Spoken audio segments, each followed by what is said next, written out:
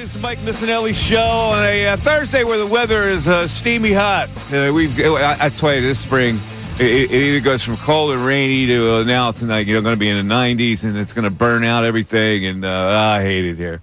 In any event, good morning, everybody. Ray Dunn is with me today, and the Phillies win again yesterday, snapping back from a loss the other day, and an interesting development in the ninth inning, where the right fielder is not replaced, and everybody loves this story, where the right fielder makes the game-winning catch. It wasn't that difficult to catch. I think every outfielder would have gotten that ball, but it so happened that he makes the catch with his back against the wall there, and it's vindication for a lot of people, mostly the Castellanos family, who has been active on social media after what happened, what transpired when he pulled him out, and then he cursed the manager, and then he got benched.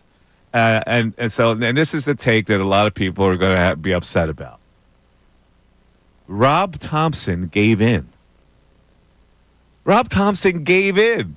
Rob Thompson has set a precedent saying, well, we got this good defensive player in here. We're going to replace a weak defensive player in the waning innings, and all of a sudden he backed off it.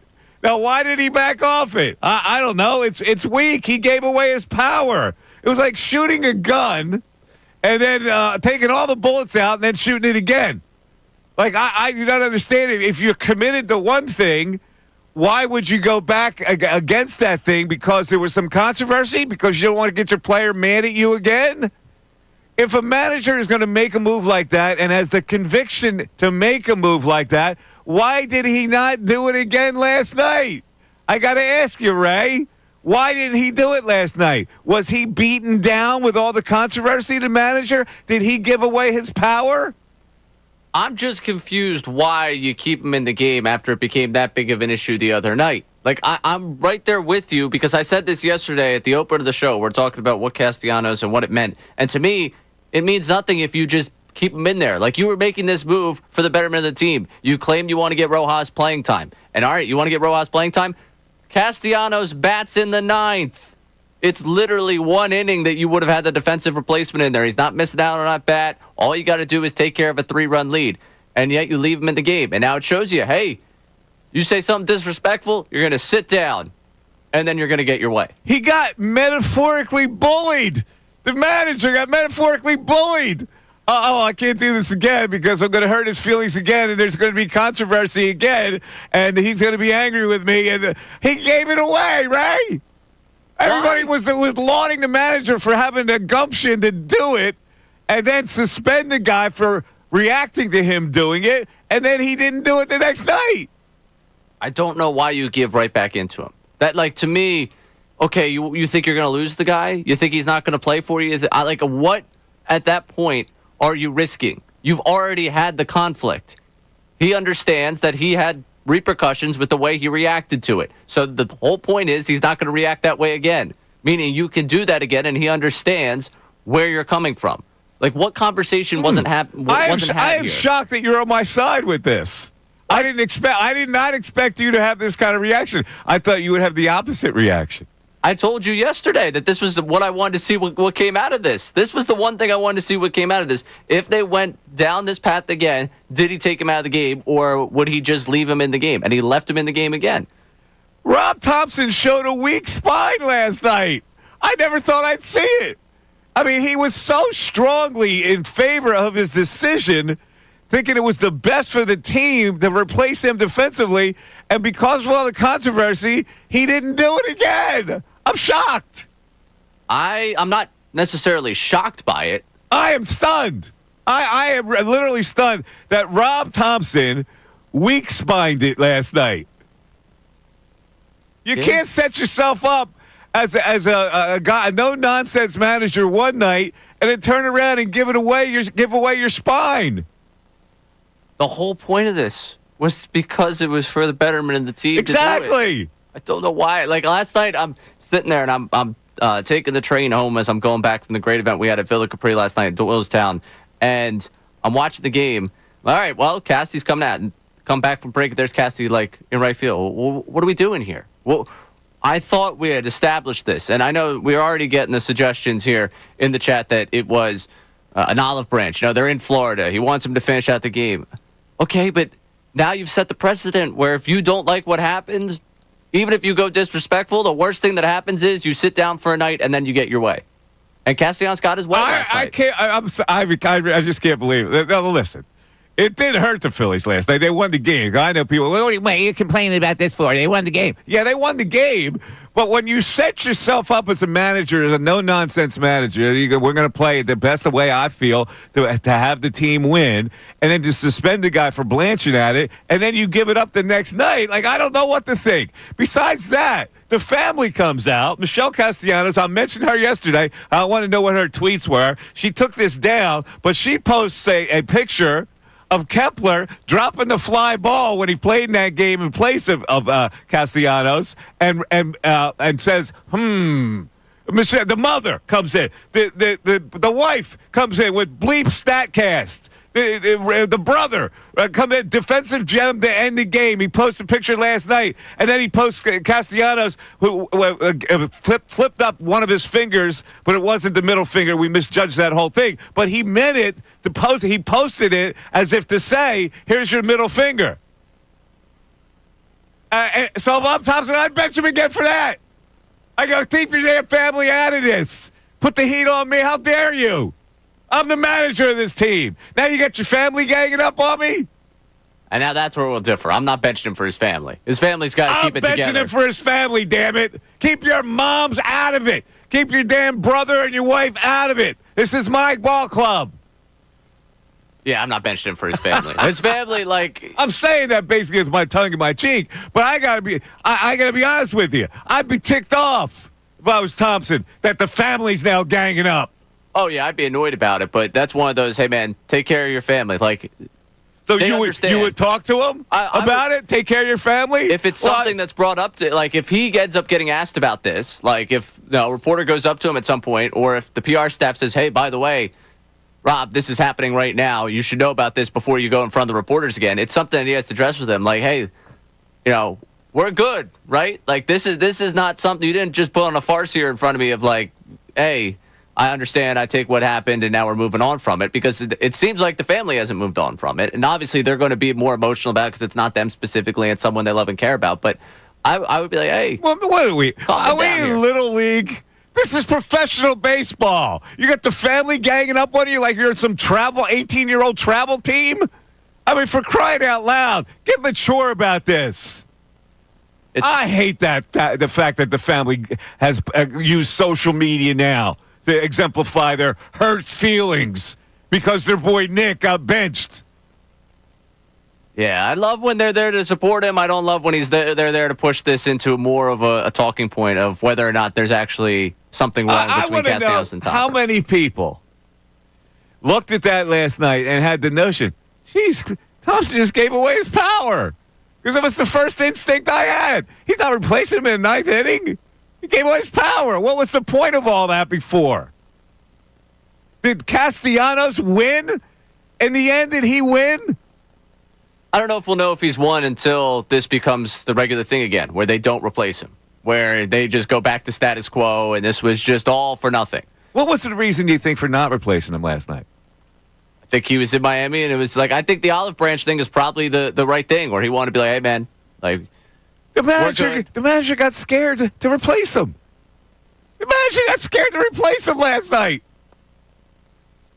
He didn't want to face any more music on it. So he let the player win. I understand, like, the scared word is tough. Because is he trying to just, hey, man, I'm going to help you out here. I'm going to give you what you want for a night. But, like, this is not the normal thing going forward. What was the point of not doing the same thing last night that he did 2 nights previous? I'm right there with you. I would have done it. You listened to me yesterday lay out every single statistic of why I wouldn't have him in the outfield in a big moment. I'm right there with you on why I would not have him out there late. I admired the guy for standing up to it. Like, okay, nobody's above the team. Well, last night he gave it up. He just gave it all back. All right, 610-632-0975. How do you feel about this, folks? It's not a big deal, but I just wonder how many people have the same opinion I had. I look at the ninth inning, I go, what is that? He's keeping him out there? Okay. It was all for naught. It's the Mike Missanelli Show. We're back after this. We want to hear from you. So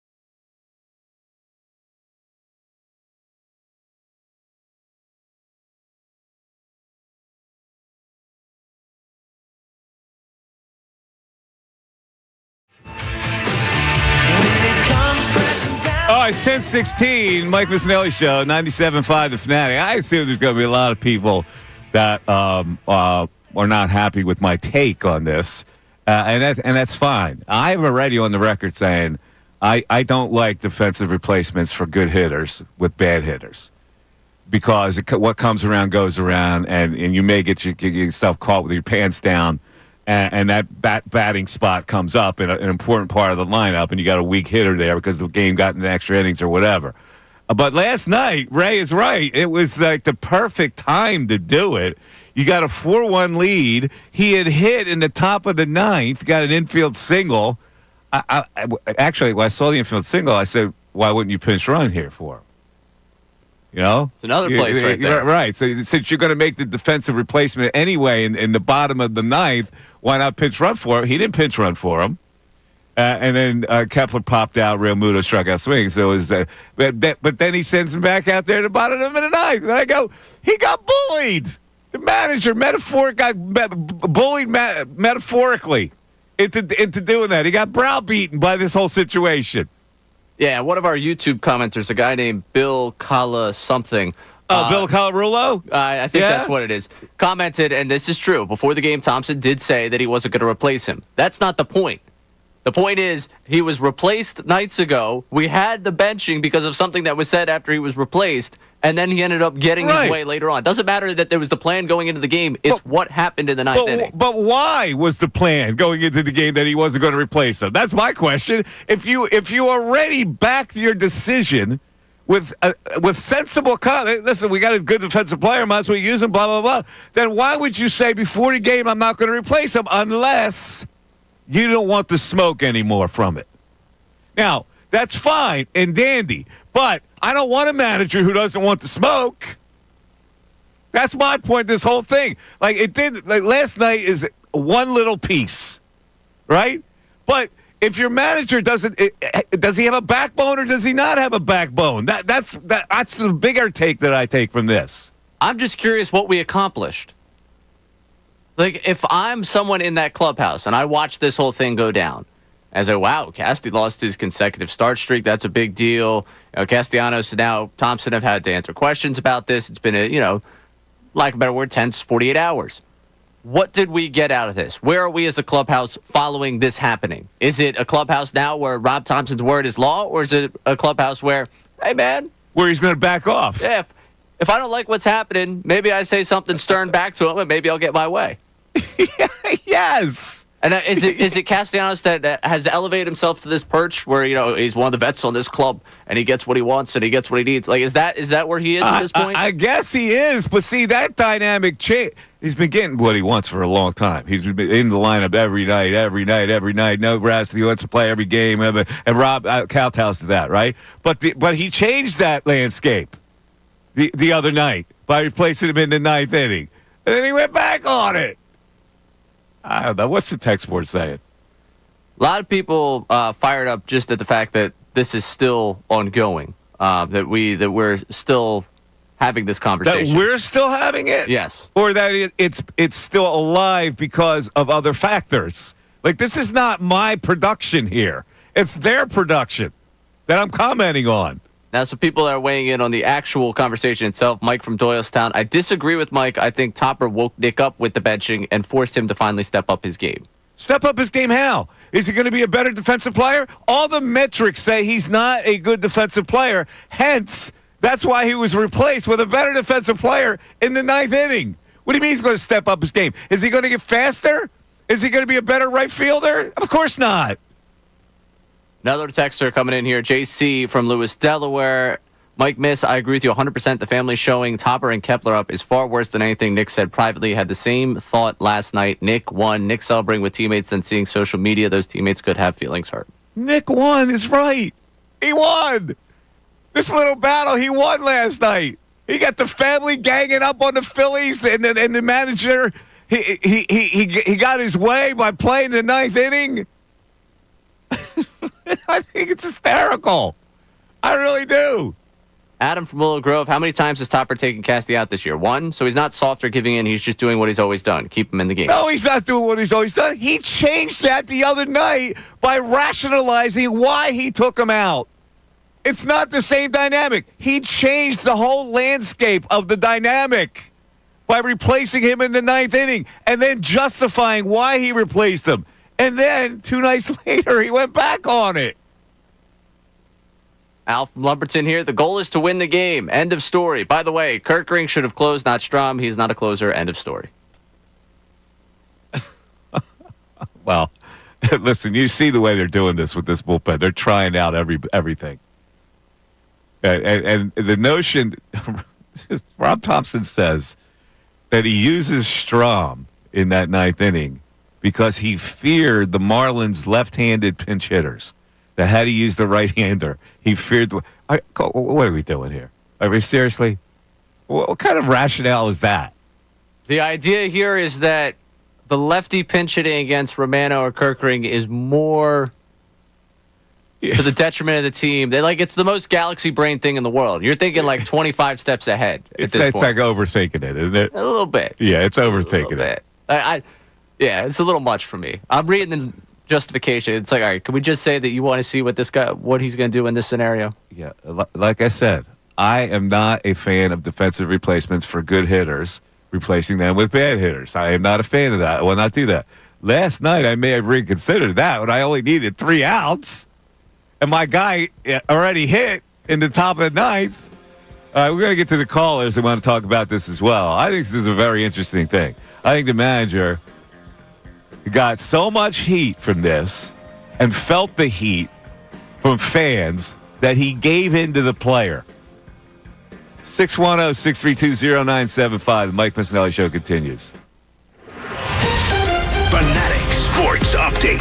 Castellanos returns to the lineup. I'm Ray Dunn with this Fanatic Sports Update. After being benched on Tuesday night, Nick Castellanos returned to the lineup for the Phillies, went 2 for 5, and had the game-sealing catch in the ninth inning to secure a 4-2 win for the Phillies. Rob Thompson was asked about the fallout from the back and forth that led to Castellanos' benching. Back in the lineup, you said yourself yesterday he's an emotional guy.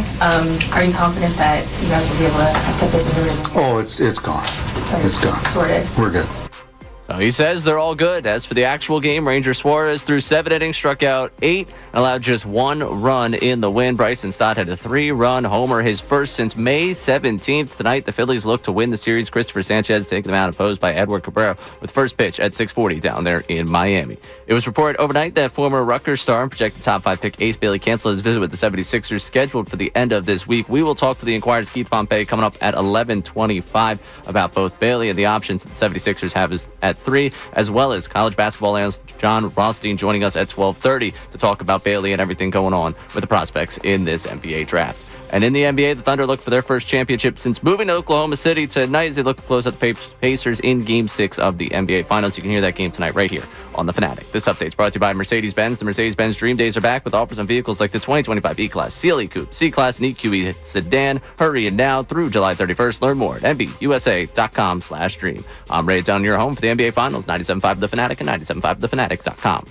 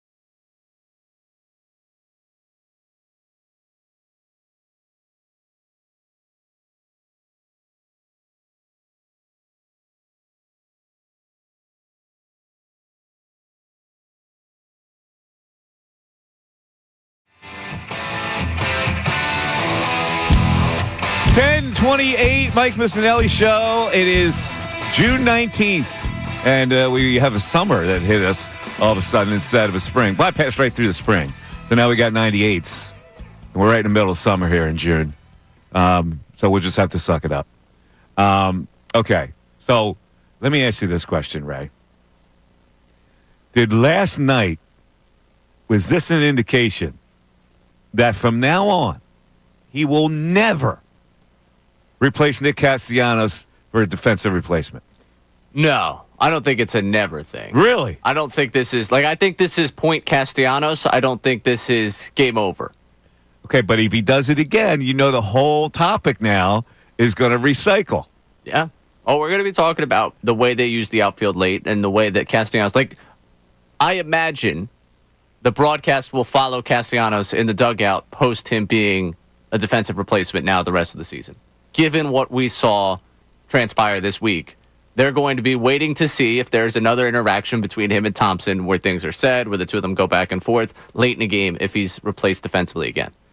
We're never going to miss something being said again between the two of them. See, if Thompson had stuck to his guns and replaced him last night, he's telling the world, this is what I'm going to do. Now, if he does it again, he stirs the controversy all over again. Not being consistent stirs the controversy all over again. Yeah, it bothered me he wasn't consistent with it, but I don't know if this is necessarily over. Okay. I don't know. Did he get browbeaten into never replacing him defensively again?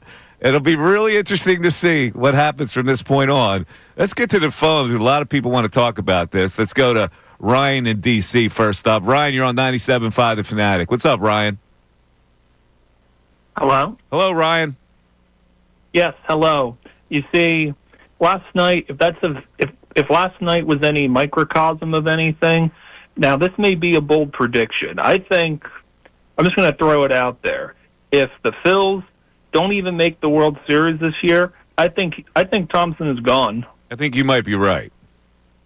I really do. It all depends on how they get eliminated in the playoffs, but I think you might be right. Because also I'd like to interject real quick is, since he's taken over, you've noticed each year in the playoffs, they've gotten eliminated earlier each time. Yeah, that's true. I mean, 22 lose World Series, 23 lost NLCS. Last year lost the divisional round. Yeah. I mean, it seems like it's more on a regression than a progression. Yeah, I don't know if that's his fault.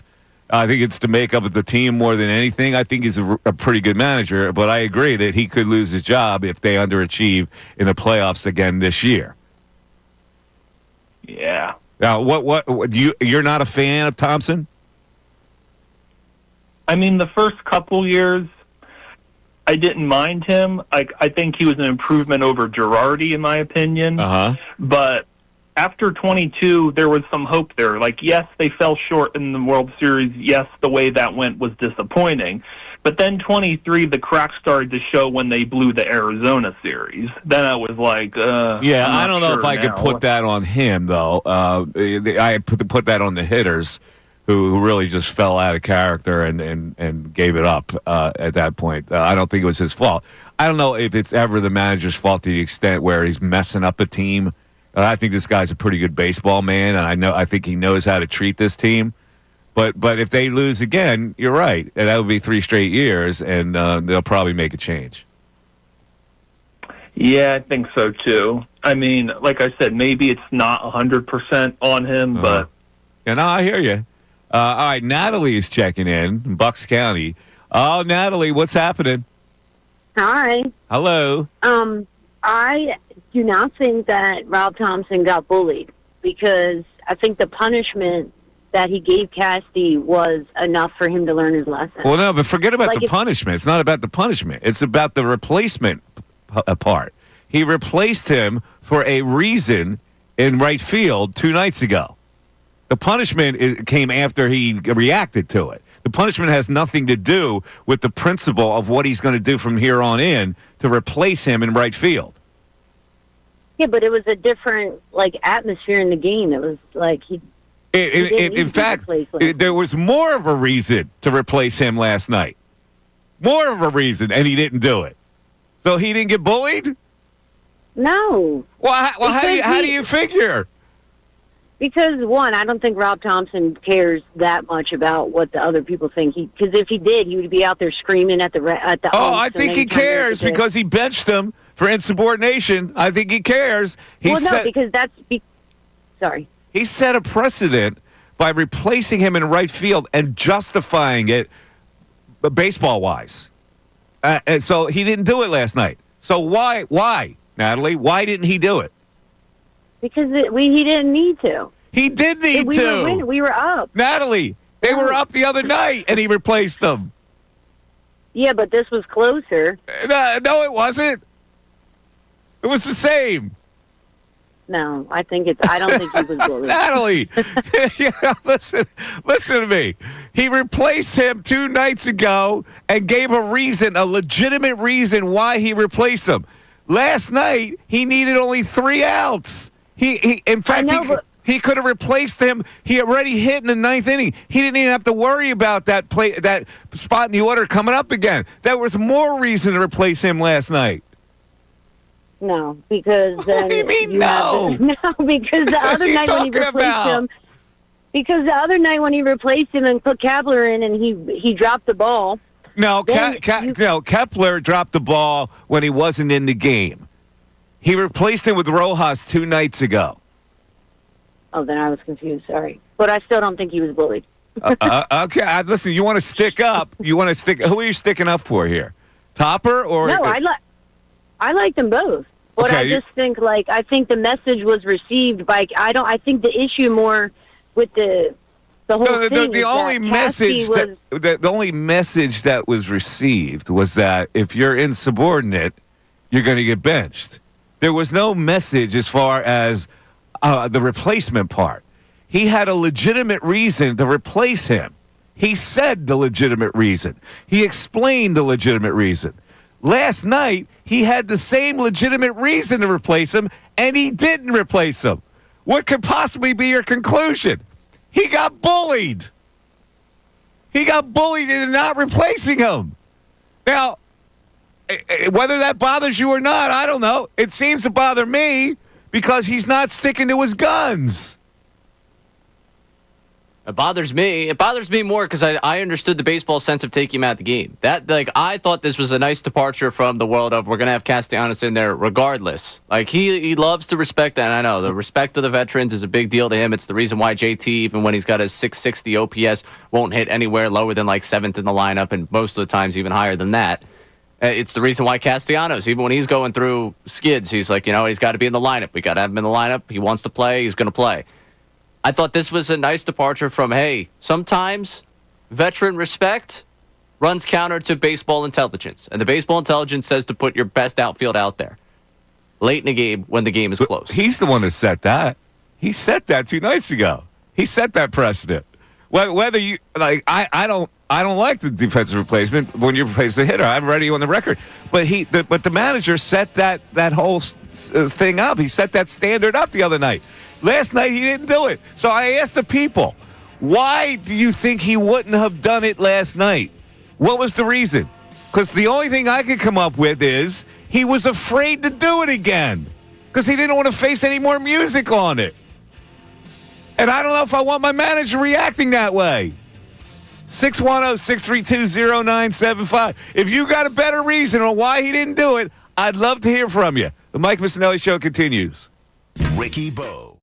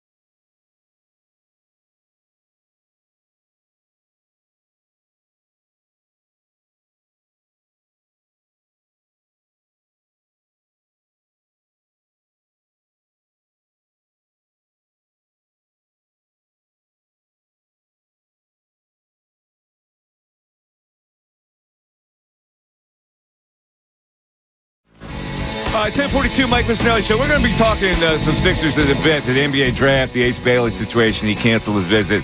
Keith Pompey covers the Sixers. The Inquirer's coming up. We were supposed to have John Rothstein from CBS Sports, but John ran into some problems today. He's busy, so we'll get him eventually.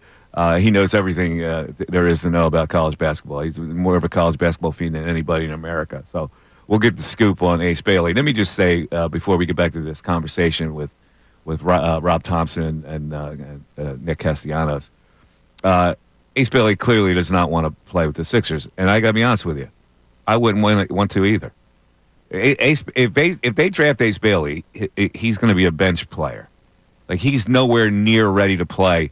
Now, it's not that this team is overstocked with talent, but let's face it, they've got a lot of players on the roster, and he's not going to get the time that he needs to develop in this league. So the Washington Wizards pick after the Sixers bypass him. Now, maybe they take him anyway. I don't think they would, though, because his agent is clearly expressing it's not a good situation for my guy, and Washington is better because he's going to play there. So I don't blame the kid. This is not like a J.D. Drew situation. No, maybe it is. Well, actually, maybe it is because J.D. Drew didn't want to play with the Phillies because they stunk. I don't know if it's totally off the table of them taking him. They may still take him. I wouldn't, though. No, the kid doesn't have the heart to be here, and he's going to mope that he's not getting any playing time to develop because he's not, unless they move some significant pieces. I told you before that I've been talking myself out of him since this entire process had started. Yeah. And the more and more we get closer to the draft and the more that comes out, if he turns out to be an all-star somewhere else, we'll look back at it and we could say, wow, I was wrong on this one. Yeah. I'm okay not going that far. No, I kind of agree. I think Edgecombe's going to be the selection. I also think it's going to be Edgecombe. He won't play either, but at least they'll have an athletic guy on the bench. I mean, he's not going to start for you, obviously. Yeah, I doubt it. He'll play a lot. These kids that come into the league have so much to learn about the NBA and how to play D in the NBA that you can't even risk playing them a lot of minutes. Now, the top two, I listened to a guy today, and I totally agree. There's a tier 1 and a tier 1A, and that's what you got, the first two players. The rest are just like you're just throwing balls in the air, basically. But if they end up with Con Knipple, I would be totally disappointed. The hype on this kid, all of a sudden, that he's going to be an impact player in this league, I don't see it. I'm sorry. I saw that kid a lot this year. He's a nice college player. He can shoot it from the college range. I don't get that he's going to be this tiger in the NBA. I don't see that in him. Yeah, I'm really, if they do, next Thursday at 10 o'clock, I'm going to be very interested to see the way your head explodes as we come on the air. Yeah, all right. We'll see. I'm just telling you, I don't understand how this kid has gotten so hyped lately. I get it. He can make some shots. Making shots in the NBA is a whole different level, man. Putting the ball on the floor is a whole different level. Defending at this level is a whole different level.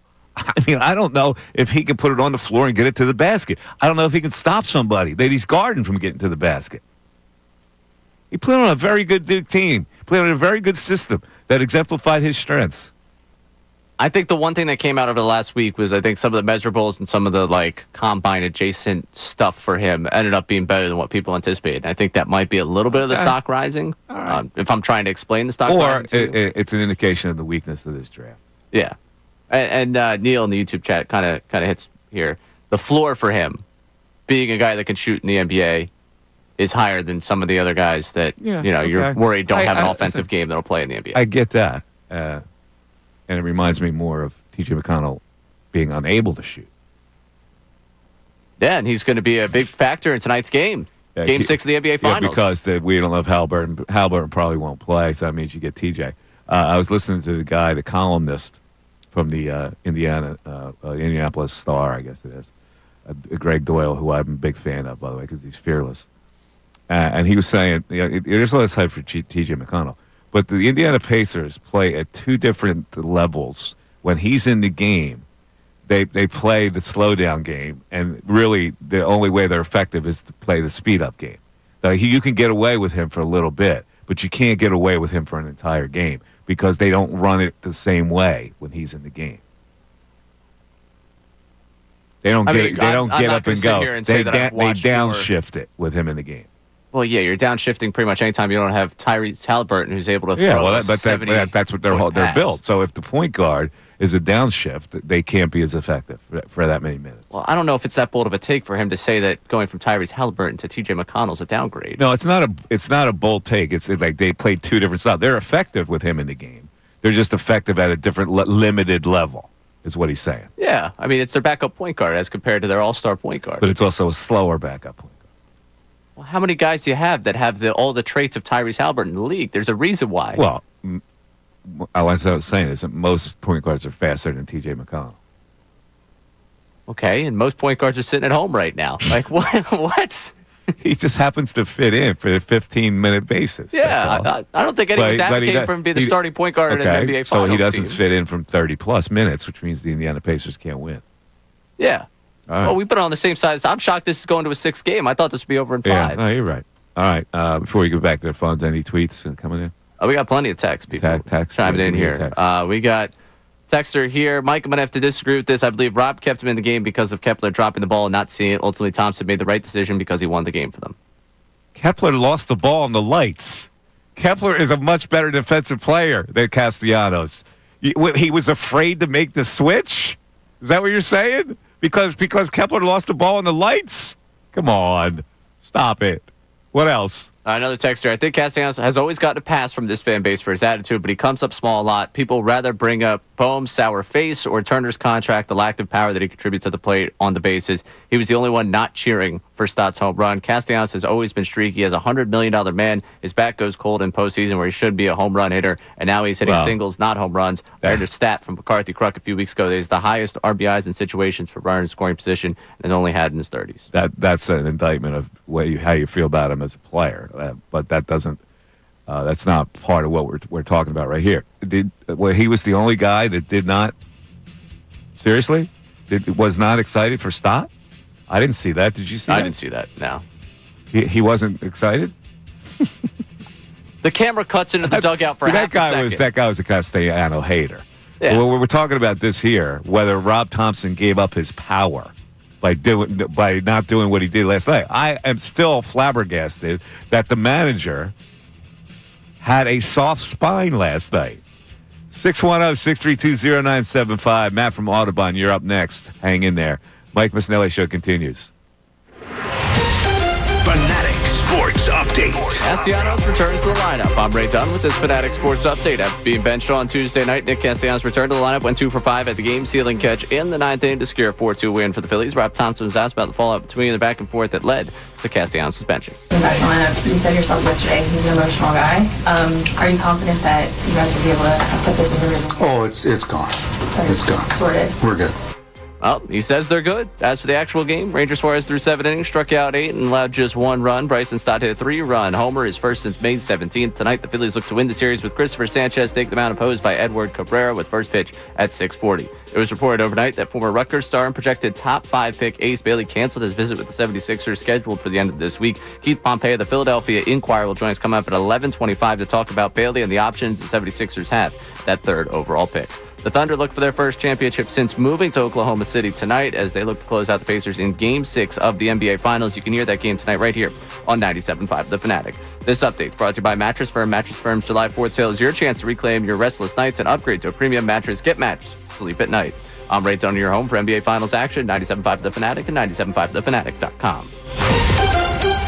Ricky Bo, Bill Colarulo. Aaron Nola, as of today, Aaron Nola is not in my rotation. And that's why I'm saying, could you put him in the pen? You're saying no, which means you don't even see Aaron Nola in October. Yeah, but why would you put him in the pen? What is he going to do in the pen? I want you to think about that. You tell me what job in the pen that he would do, and then I'll be okay. I'll say okay. Unfiltered, Phillies' new afternoon show.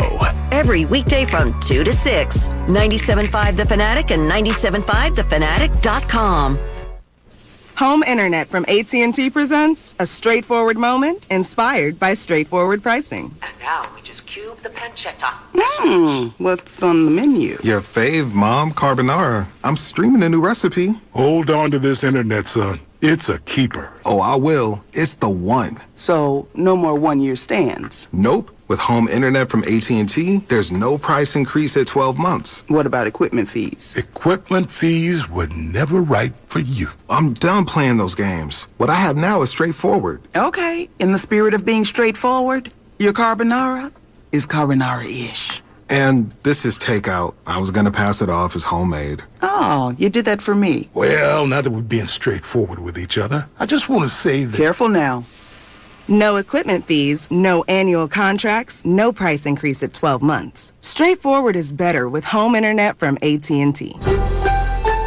Geographic and service restrictions apply to AT&T Internet services. Visit att.com/internet for details. Hey guys, it's John Kincade, and I'm here to tell you that if you're buying a diamond, it can be a bit of a risky proposition. Because if you're not careful, you're going to overpay. It's not like buying a TV or buying sporting goods online, because a diamond is different. And there are differences that are very, very slight that can affect its value in a huge way. Because diamonds that can have the same grading report on paper can end up looking very different, which affects their value. So don't risk it. Don't end up with an overpriced, cloudy, inferior diamond. Get the diamond she deserves at Benari Jewelers. Benari Jewelers in Exton, Newtown Square, Philly's trusted source for the highest quality, best cut, dazzling diamonds, and each one handpicked for brilliance. Each one graded by the most reputable gem lab. And at Benari, they look at 100 diamonds and they only choose like 5 or 6 of them to put in their showcases. So that's why when you see someone rolling in wearing a Benari diamond, you can tell them from across the room. It just has a special brilliance, a shine. It's what makes the difference.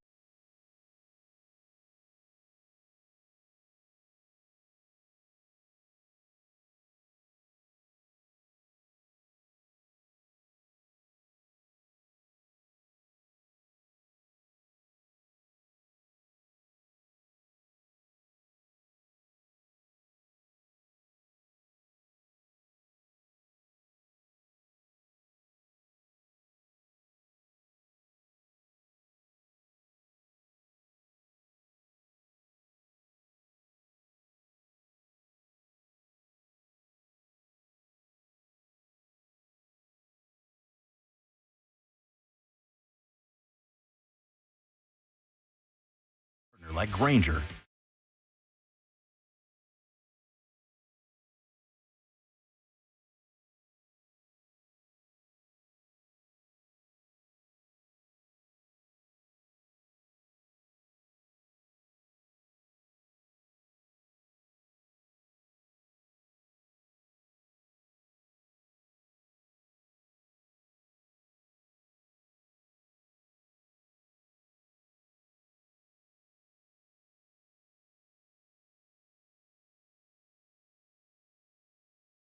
And 55, Mike Missanelli Show. We got a lot of text on this Castellano thing.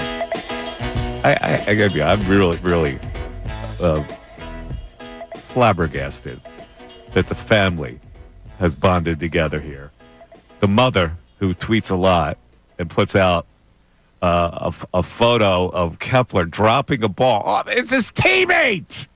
You put out a video, a still of him dropping the ball. He lost in the lights with the caption, it's his teammate.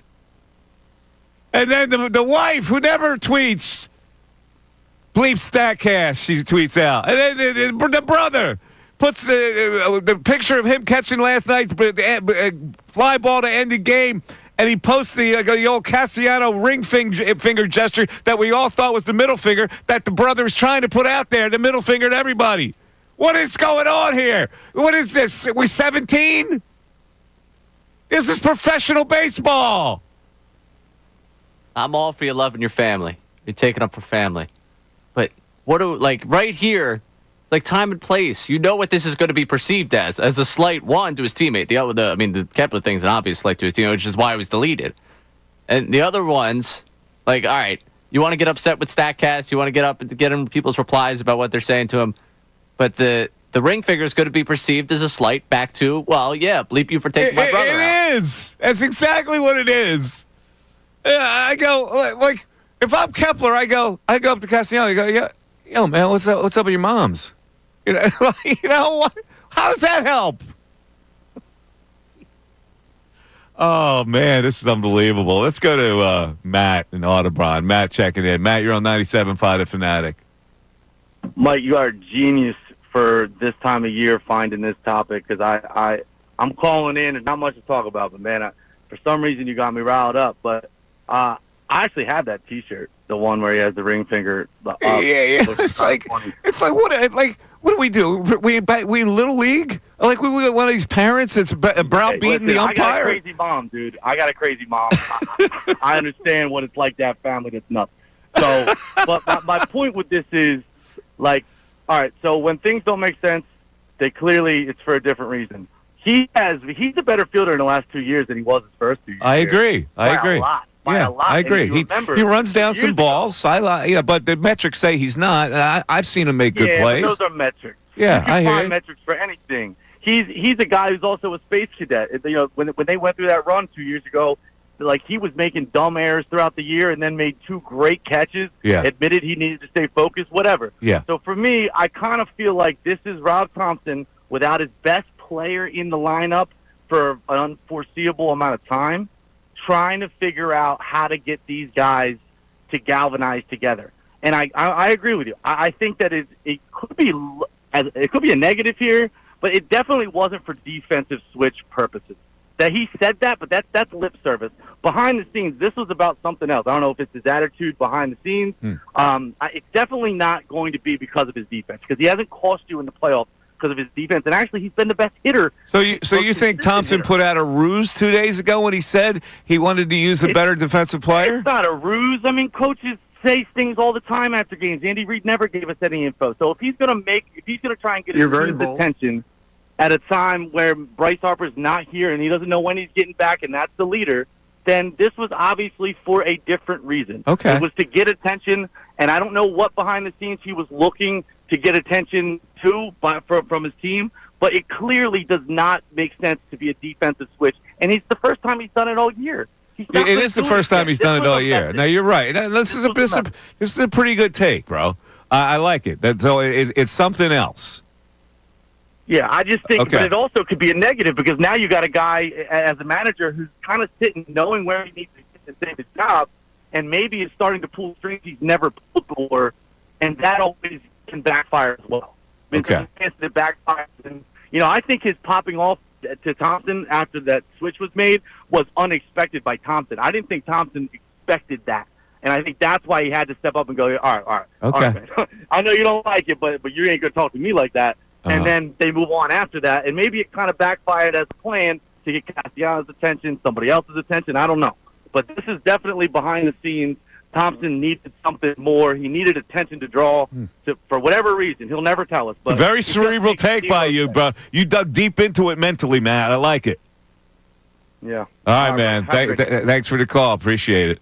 All right, my board went kablooey here. My computer board, right? So.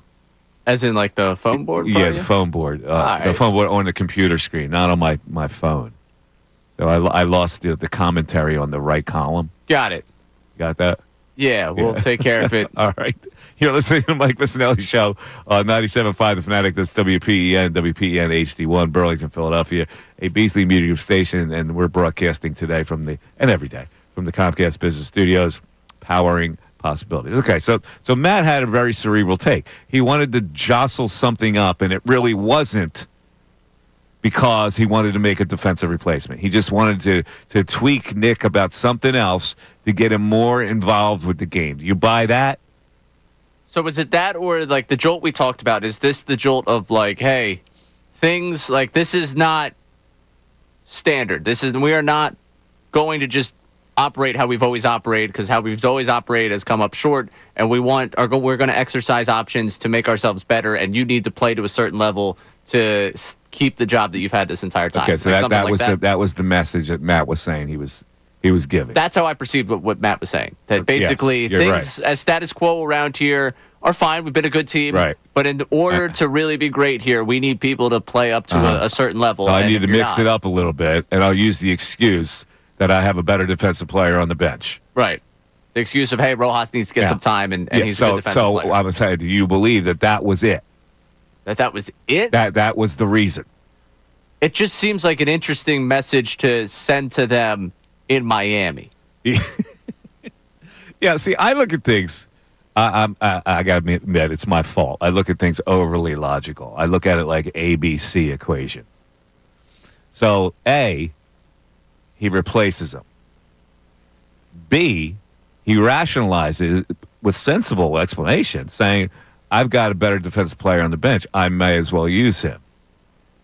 C, Castellanos takes exception to it and MFs him. D, he's benched. E, the next situation comes up 2 days later, and he doesn't replace him. I have a hard time putting that all together on why. Now, you could have a theory that, well, he just wanted to shake up the team. That's why he did it a couple nights ago, and that's the reason. Well, let me ask you this. Did anybody ask him after the game why he didn't do the same thing last night? No, because he said before the game that he was likely Well, see, that's bad reporting. That's bad. Before the game, he said, we're good. That doesn't mean anything as far as the game proceeding. No, he said he wasn't going to take him out before the game. Oh, he said he wasn't going to take him out. Before the game, if he would take him out in that scenario, and he said he probably wouldn't do it Wednesday night. Okay, so the follow-up question to me, as the reporter that Andy Reid said, you're being very bold, I would have said, well, why wouldn't you do it now after you rationalized it the first time? If you have the same situation, why wouldn't you have done it again? Don't tell me we're good. Tell me why you wouldn't do it again baseball-wise. That's the question I would ask him. Then what would his answer have to be? He would have to answer the question, right? Yeah, he would have to answer the question there. I don't understand how people question guys. He conceded that he would probably not pull Castellanos from Wednesday night's game. Nick is hard workers. You're going to find both offensively and defensively passionate at the game. Okay, so why would you do it one time and not do it the next time would be my question. Yeah, and I would want an answer for that. And his answer could be, well, in looking at things, we think he's a better defensive player than maybe I gave him credit for, or something like that. Yeah, and this has been floated on the YouTube chat a couple of times. I know Neil's been running with this YouTube chat that maybe Thompson explained the defensive replacements are what we're going to have going forward, and to smooth things over, instead, it starts after this series, and he gives him the night in Miami to finish out the game. And he caters to his veteran. What's the point of letting him finish out the game? What's the benefit of that? For Nick? As an olive branch. As an olive branch to Nick. But the olive branch is not the best thing that Rob Thompson could do, because he did the best thing and he explained, this is what I did because it was the best thing. Like, the olive branch should even apply to winning a baseball game. I'm totally with you on that one. I don't need the olive branch between the two of them. This is baseball. You got to win games. This is a very sane baseball decision for him to make to remove him for defense. He reasoned that the best chance we have to win a game is to replace him for the last 2 innings of that game 2 nights ago. Last night, it wasn't the best thing to replace him, needing 3 outs, knowing his position is not going to come up in the batting order. It's even safer to do it last night. And something else put in here by Colby, this especially in Miami. And not the fact that it's his hometown, the fact of the ballpark they're playing in. In Miami, it makes a lot more sense than doing it at Citizens Bank Park because it's just a bigger outfield. It's a wider outfield. There's more ground for them to really cover there in Miami as compared to Citizens Bank Park. That's why it made so much sense to replace him the first time around. Rob Thompson gave away his power last night. Now, it might not seem like a big deal to everybody, but the fact of the matter is, we're analyzing what happened last night, and in my view, he gave up his power, and he didn't have an explanation for giving up his power. And then flipped it, we're good. We're not going to take him out of the game. We're good. What does that mean? You took him out of the game 2 nights ago for a baseball reason. Come on, Rob. I need more. I need more from this. I need more reporting on this. I need more probing questions on this. 610-632. 0975. We got a lot of texts. We're going to get to them. Well, I'd love to have a conversation with the people over this. Do you think that I'm crying wolf here? I'm selling wolf tickets? Is that what I'm doing? Is that the way they're selling wolf tickets? I've never heard it, but maybe it does go that way. I think it's selling wolf tickets. Got in here. I'll look it up right now. Yeah, check that out. Selling wolf tickets. Am I good with that phrase? Am I selling wolf tickets? To speak aggressively to someone without intending to back it up with violence. Oh, there you go. Is that selling wolf tickets? So I'm not, Doesn't feel like an exact. I'm exaggerating. Oh, it's prison slang. Is it? Yeah, California prison slang from the 1950s and 60s, similar to someone running their mouth. That I got that from when I was in the joint. Oh, obviously. For a few years. Yeah. I missed that part of your story.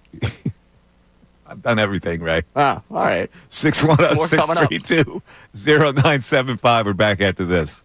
Ricky Bo, Bill Colarulo.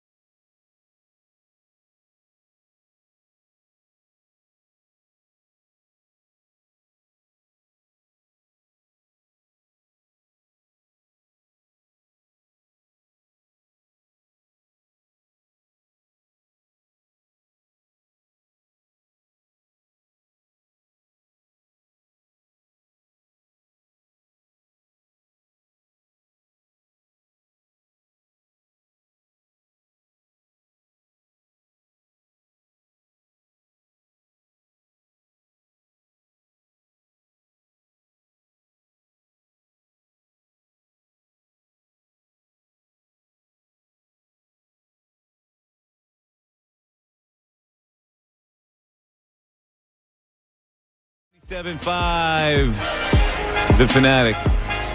610-632-0975. We're getting a lot of texts. We're getting a lot of calls on what Rob Thompson did not do last night. And he goes, see, because he didn't do it, he was rewarded because Castellanos was motivated to make a great catch to end the game. I go, okay, that's fine. It didn't hurt the Phillies last night that he didn't make a defensive replacement, but he rationalized the whole thing of making a defensive replacement 2 nights ago. And he didn't do it this time. Why not? The only thing I can come up with is he got bullied. Not bullied, realistically, but he got bullied in some form with words that he didn't want to deal with it again by replacing him again. But last night was a better scenario to replace him than it was 2 nights ago.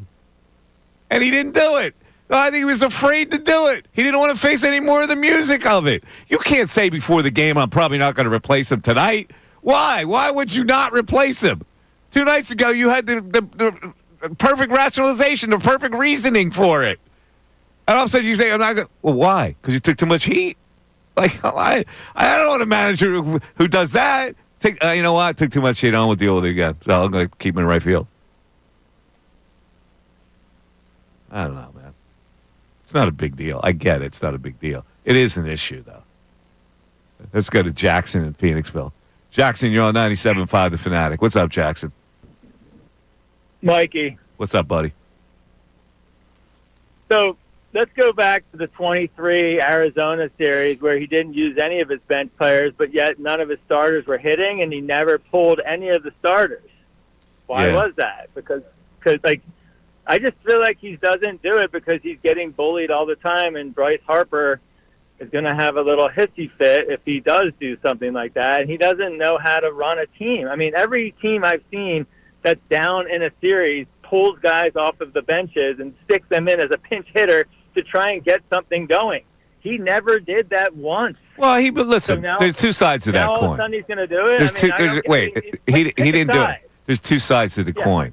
A defensive replacement is different than replacing one of your starters in a playoff series. You have faith in your better players. The bench players are not your better players, so sometimes you can overthink that. Who did you want to see him replace?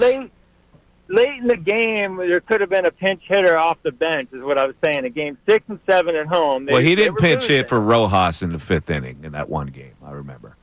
Which was foolish. He should have done that. I agree with that. Yeah. But he's believing in his key players to break out of slumps. I don't necessarily disagree with that. Right. And I just think that he gets, I don't know, there was a reason he was a bench coach for so long and that Torrey ran the show, and he just kind of was like, okay. No, listen, Jackson, I think he's a good manager. I really do. They've won a lot of games under Rob Thompson. But let's focus on the issue of last night. Let's focus on that issue. Right. Do you believe that he got bullied into not replacing Castellanos last night? Yes, because he got bullied into every single other thing that he's done. And I'm where did he get bullied before? Come on. But this is a special circumstance. This got into the airwaves. This got into the atmosphere. Everybody was talking about this. Well, Castellanos saying, F you, that's BS. I mean, that didn't help. To be honest. No, and he took the heat for that. But beyond, see, there are 2 issues.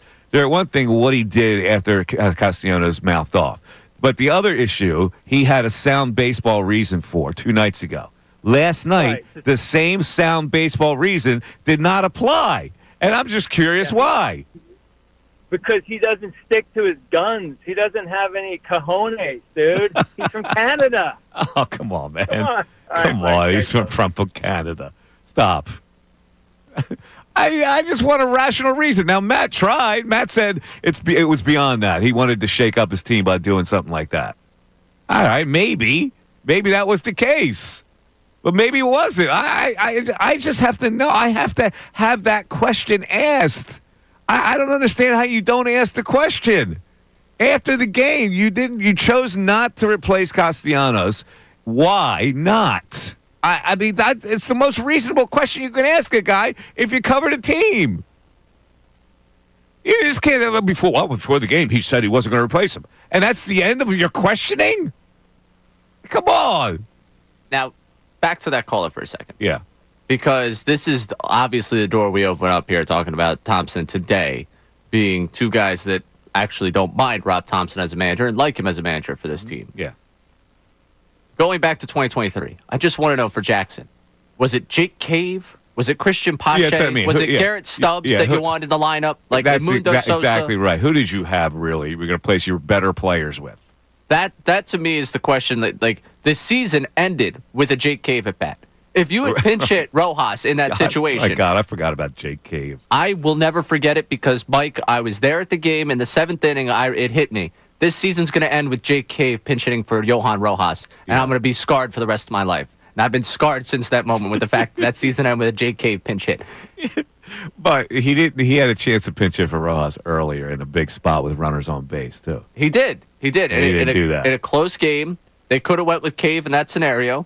And late in the game, you could have been talking about the defensive replacement of Christian Pache for Jake Cave that batted in a big scenario, and everyone would be like, well, what was the difference? Oh, man, I forgot about Christian Pache. But that's the bench that people want him to use. No, you're right. So his point was irrelevant when it comes to that. It's easy to say, well, you're going to replace some guys that aren't hitting. Well, who am I replacing them with? We're going to ride with a better player before I'm going to go to a bench guy that I don't have any faith in. Right, and that's the thing. Like, in this scenario, this is also him trying to evolve a little bit. Like, that caller, Jackson, talks about the fact that a lot of the idea of the veterans running this team, and anyone could manage this team because of the way it's constructed, all those things. He has been very, very orchestrated to cater to his veterans and give them what they want. Yes. JT not batting below 7th. Castellanos barely batting below 6th. Like, those things he has believed in. He's given them the opportunity. This was a show of a little bit of change, and a change that made baseball sense. Why he didn't stick to this is a big storyline of where is this clubhouse right now, and is Thompson evolving as a manager, or is it a one-off thing that he just did and now regrets and now is moving on? You're right. That's a big, big storyline. I'm just trying to get a little nugget of it. I'm just trying to solve one thing. Why didn't he do it last night? Was he afraid to do it because of the reaction? And if you're afraid to do it because of the reaction, I got to shave a couple points off the resume for you, brother. All right, 610-632-0975. Keith Pompey, who covers the Sixers. Ace Bailey, he doesn't want no Philadelphia. I don't want it. Sorry. Agent doesn't want it. But all right, you made the decision easier for me. We'll talk to Keith to see where the Sixers are at the draft and other things coming up at 11:25. It's the Mike Missanelli Show on 97.5 The Fanatic. Fanatic Sports Update. Castellanos returns to the lineup. I'm Ray Dunn with this Fanatic Sports Update. After being benched on Tuesday night, Nick Castellanos returned to the lineup, went 2 for 5, had the game-stealing catch in the 9th inning to secure a 4-2 win for the Phillies. Rob Thompson was asked about the fallout from the back and forth that led to Castellanos' benching. Back in the lineup, you said yourself yesterday he's an emotional guy. Are you confident that you guys will be able to put this into rhythm? Oh, it's gone. It's gone. Sorted. We're good. So he says they're good. As for the actual game last night, Ranger Suarez through 7 innings, struck out 8, allowed just 1 earned run. Bryson started a 3-run home run, his first since May 17th. Tonight, the Phillies look to win the series with Christopher Sanchez taking the mound, opposed by Edward Cabrera with first pitch at 6:40. It was reported overnight that former Rutgers star and projected top 5 pick Ace Bailey canceled his visit with the 76ers scheduled for the end of this week. Coming up in the next segment, Keith Pompey of the Philadelphia Inquirer will join us to talk about Bailey, what he's hearing from the 76ers, and the options available to them at the 3rd overall pick in the NBA draft. The Thunder look for that first championship since moving to Oklahoma City tonight as they look to close out the Pacers in Game 6 of the NBA Finals, a game you'll be able to hear on our airwaves tonight right here on 97.5 The Fanatic. This update is brought to you by Macy's Backstage. Macy's Backstage is a whole new floor inside your Macy's, and right now you'll find the latest summer styles all for $25 and under. With new arrivals every day, you'll never know what amazing deals you'll find. I'm Ray Dunn, your home for the NBA Finals, 97.5 The Fanatic and 97.5thefanatic.com.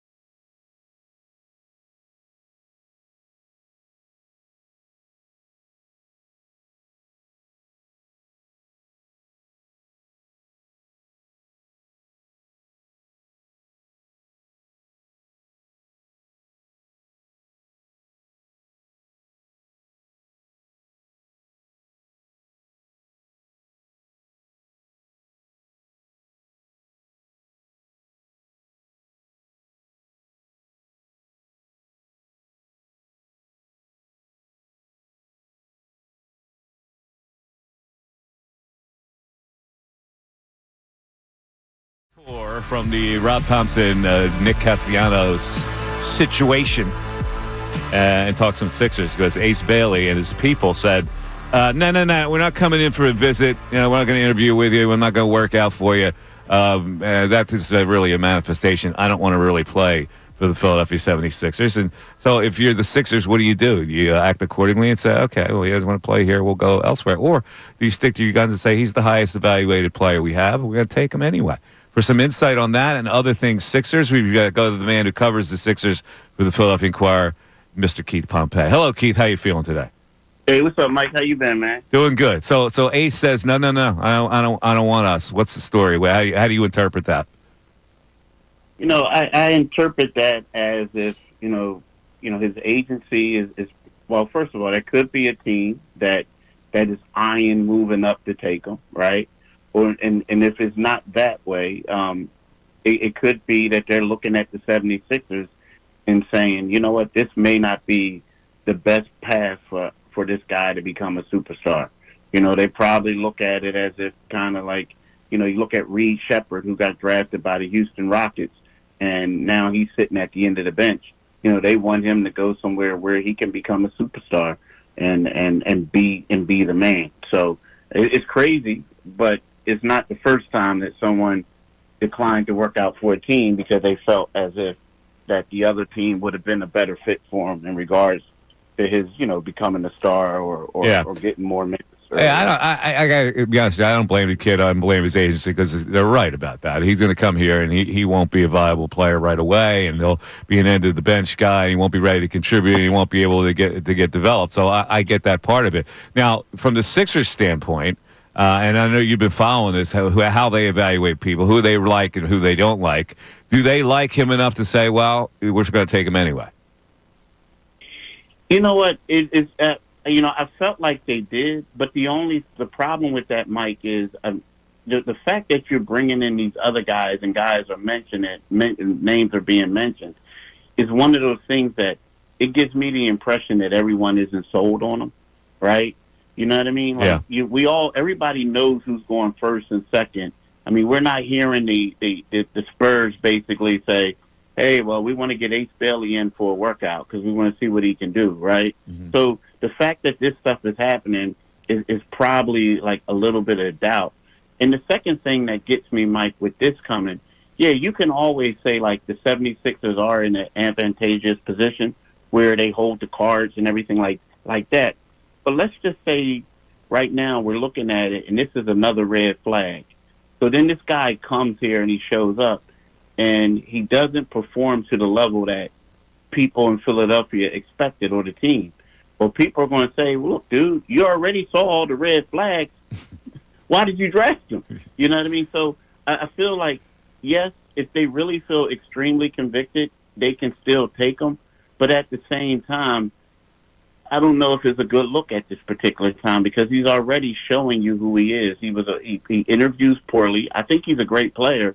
But the fact that he's doing this right now, I don't know if this is a guy that I would 100% bring in. What's the word on the way he interviews? The way he interviews poorly. What does that mean exactly? What have you heard? Well, I feel like from what I was told by teams, like he wasn't a good interview at the combine, and it was because like they felt as if he was a little bit unprepared. When he came in, and I just feel like prime example, let's say certain guys come in there, they know the questions. Like, for instance, if you go to Rutgers and you played at Rutgers and everyone's going to say, okay, you guys had 2 McDonald's All-Americans, the number 2 and number 3 guys in your class. How come you didn't make it through the NCAA tournament? How come you settled on this shot? What do you need to work on? From what I heard is that, a great guy. A lot of people like him personality-wise.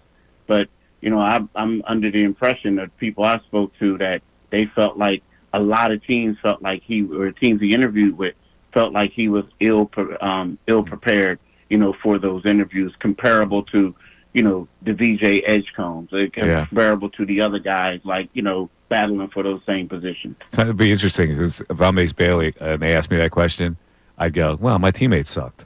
So now that would have not endeared him to anybody, but maybe it would have been the truth. See the roster I had? Yeah, I had nothing. It was just me and Dylan Harper. What do you expect? But anyway, well, that's all right. So let's look at this. First of all, there was some smoke, a little bit of smoke, that the Sixers are trying to get into two to get Dylan Harper and talking to the Spurs. Is that dead? Is that a possibility or not? I mean, if they want to get fleeced out of giving up a whole bunch of draft picks just to get rid of them, yeah, it could happen. But outside of that, I don't see it happening. I mean, but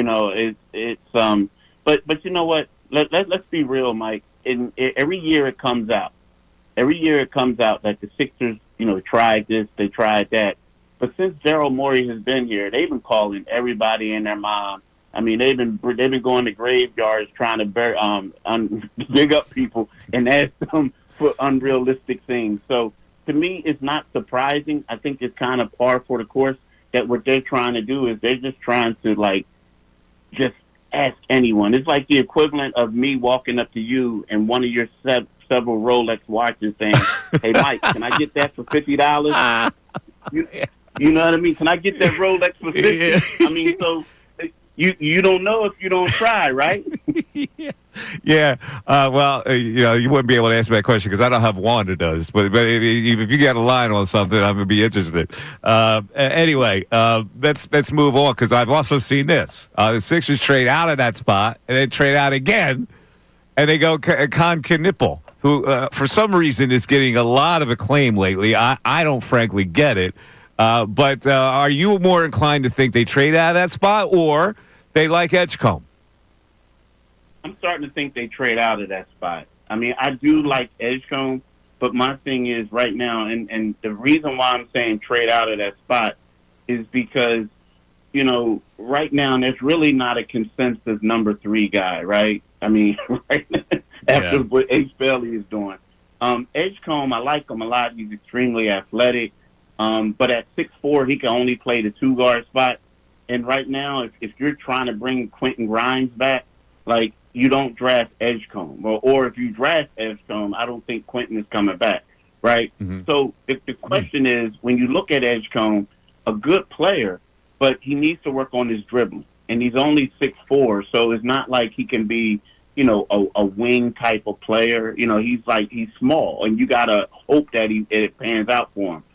But here's the thing about Kincade. A lot of people are saying, I don't like him at number 3, and I wouldn't take him at number 3. I would trade out if that was the pick. But he might be the most NBA-ready guy as far as a plug and play. And he went to Duke. He played off of other great players. He knows how to blend in that way. So if you could trade down and he's available, and then also you can get another first-round pick, then I think that's a pretty good option. I do. I do because, let's face it, the 76ers are looking at it this year where they're trying to win. They're not trying to play young players to just say we got them out there getting them experience. They're hoping that they can contend in the East. And what you need a plug-and-play player, and then you could provide depth with that other first-round pick that you're able to get. I'm glad you led me into this because I read a column by yours saying it doesn't matter who they draft, really. This is all about whether Embiid can play, whether George can play, and the whole thing. I got to be honest with you. Yeah. This Sixer team, Keith, I don't see the path. I just don't see the path.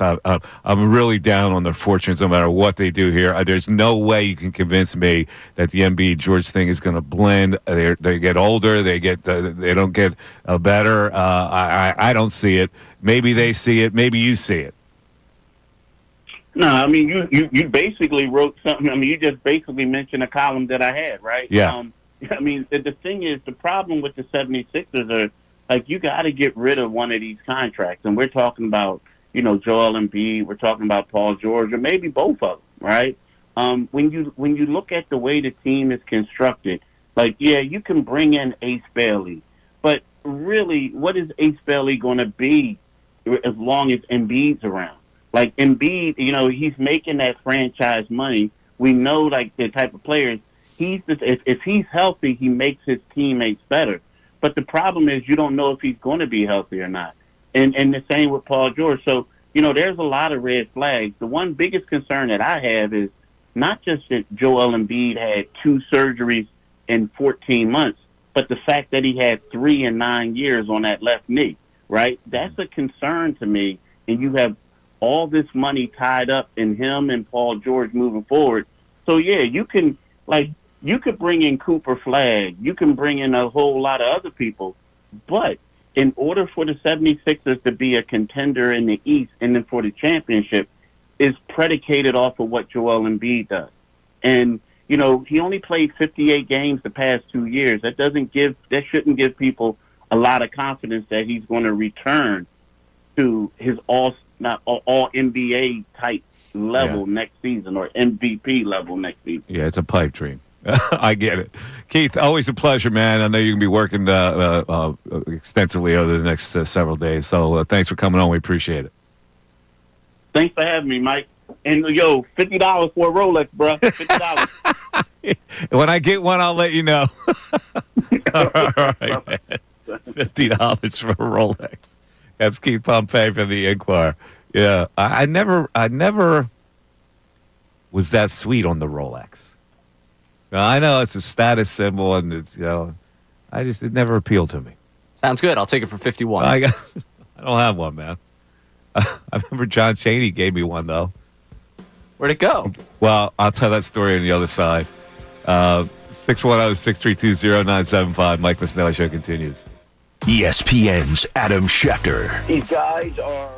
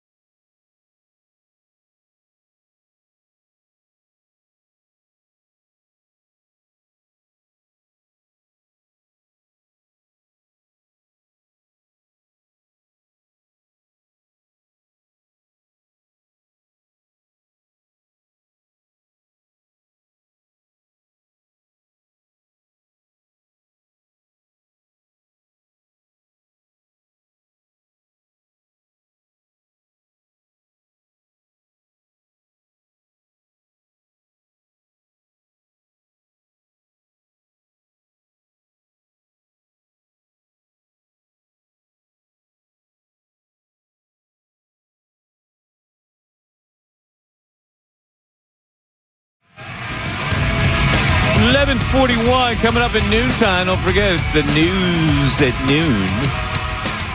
610-632-0975 is how you get into the program, either by text or by telephone call.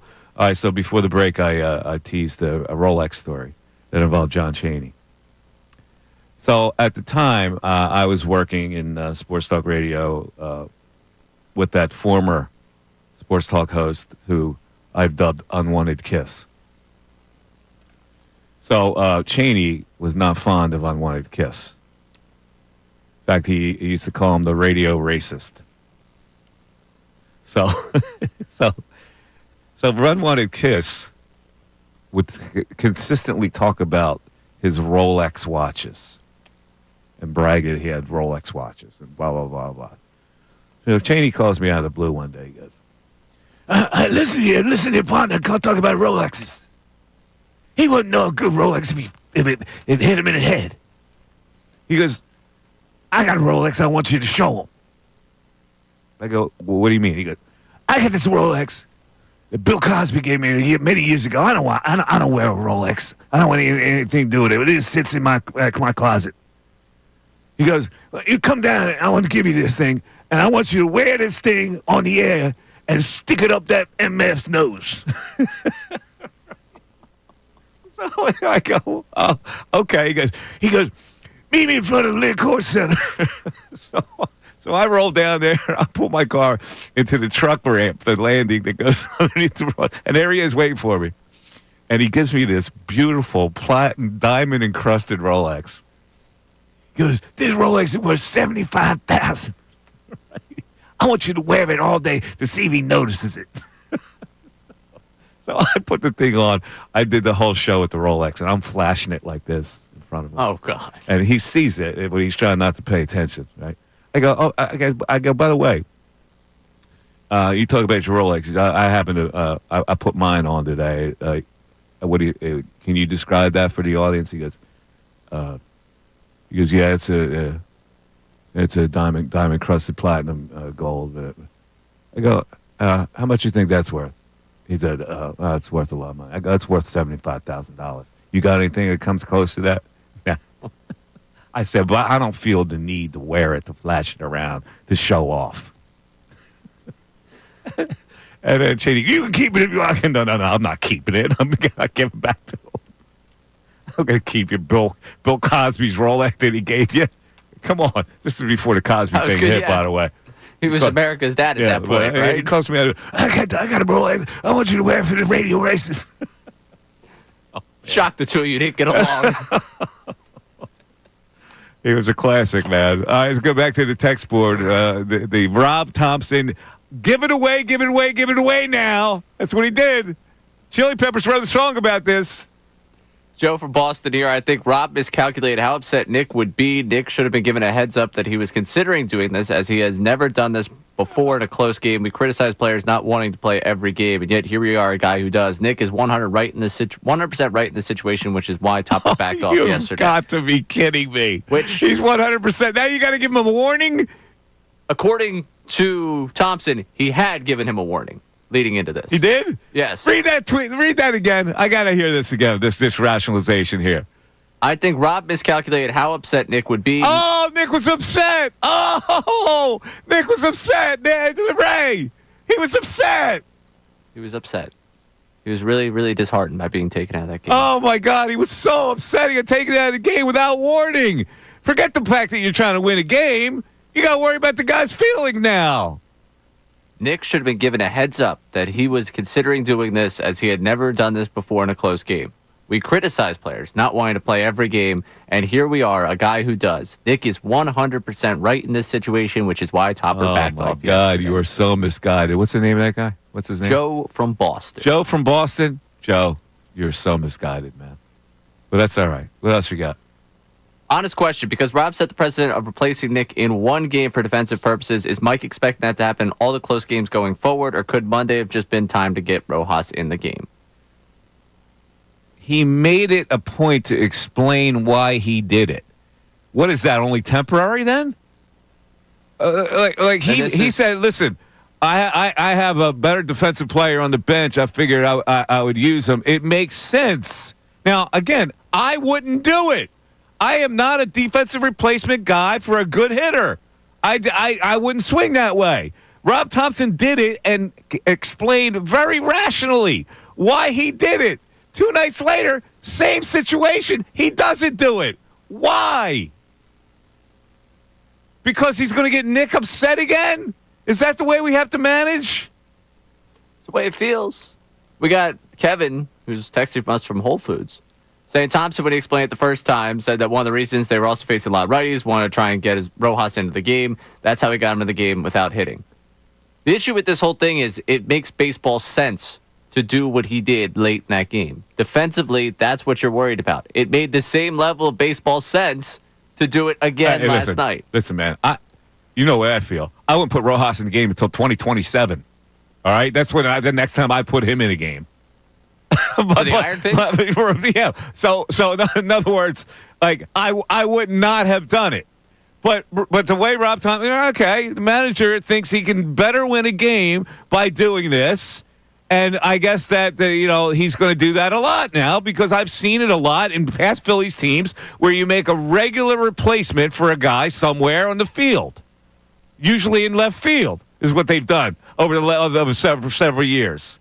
Okay, you got to put Rojas in center, you can put Kepler in right, and you got to put Marsh in left. All right, that makes perfect sense if you need to get 6 outs, or as the case last night, 3 outs. 3. And Castellanos is not going to bat again. It's the safest play you can make was last night. And he didn't do it. And all I'm asking is, why?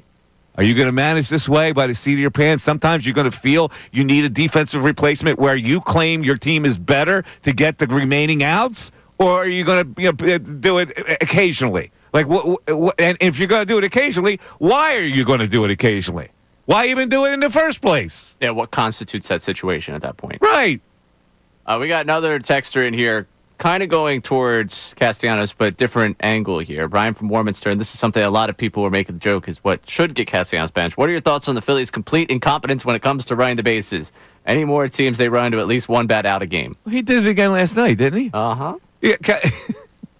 Yeah, he did. Castellanos says, I thought we had the contact play on. Well, you usually get a sign for that. You'll look at your third base coach or you get a sign from the dugout. Contact play's on, it's not on. So what were you doing? You're spacing out? He's admitted doing that before. And if you don't get the sign, don't you just look? It's like as soon as the ball's hit, do you look at the runner on third, see if he's breaking? One would think. All right. 610-632-0975. I still need to get to the bottom. I need to see when things are open-ended like this, it gives me angst. I want to know from the people why you think Rob Thompson did not replace Castellanos in the 9th inning last night, other than he was afraid to do it. Mike Missanelli Show continues. Fanatic Sports Update. Castellanos returns to the lineup. I'm Ray Dunn with this Fanatic Sports Update. After being benched on Tuesday night, Nick Castellanos returns to the lineup, went 2 for 5 and had the game-sealing catch in the 9th inning to secure a 4-2 win for the Phillies. Rob Thompson was asked about the fallout from the back and forth that led to Castellanos' benching. Back in the lineup, you said yourself yesterday he's an emotional guy. Are you confident that you guys will be able to put this into rhythm? Oh, it's gone. It's gone. Sorted. We're good. Thompson says the two are good. As for the actual game last night, Ranger Suarez threw 7 innings, struck out 8, allowed just 1 run. Bryson Stott hit a 3-run homer, his first since May 17th in the win. Now the Phillies looking to win the series with Christopher Sanchez taking the mound tonight, opposed by Edward Cabrera. First pitch at 6:40 down there in Miami. It was reported overnight that former Rutgers star and projected top 5 pick Ace Bailey canceled his visit with the 76ers scheduled for the end of this week. We spoke earlier this hour to the Inquirer's Keith Pompey about Bailey, the options for the 76ers at 3, and where they may go from here.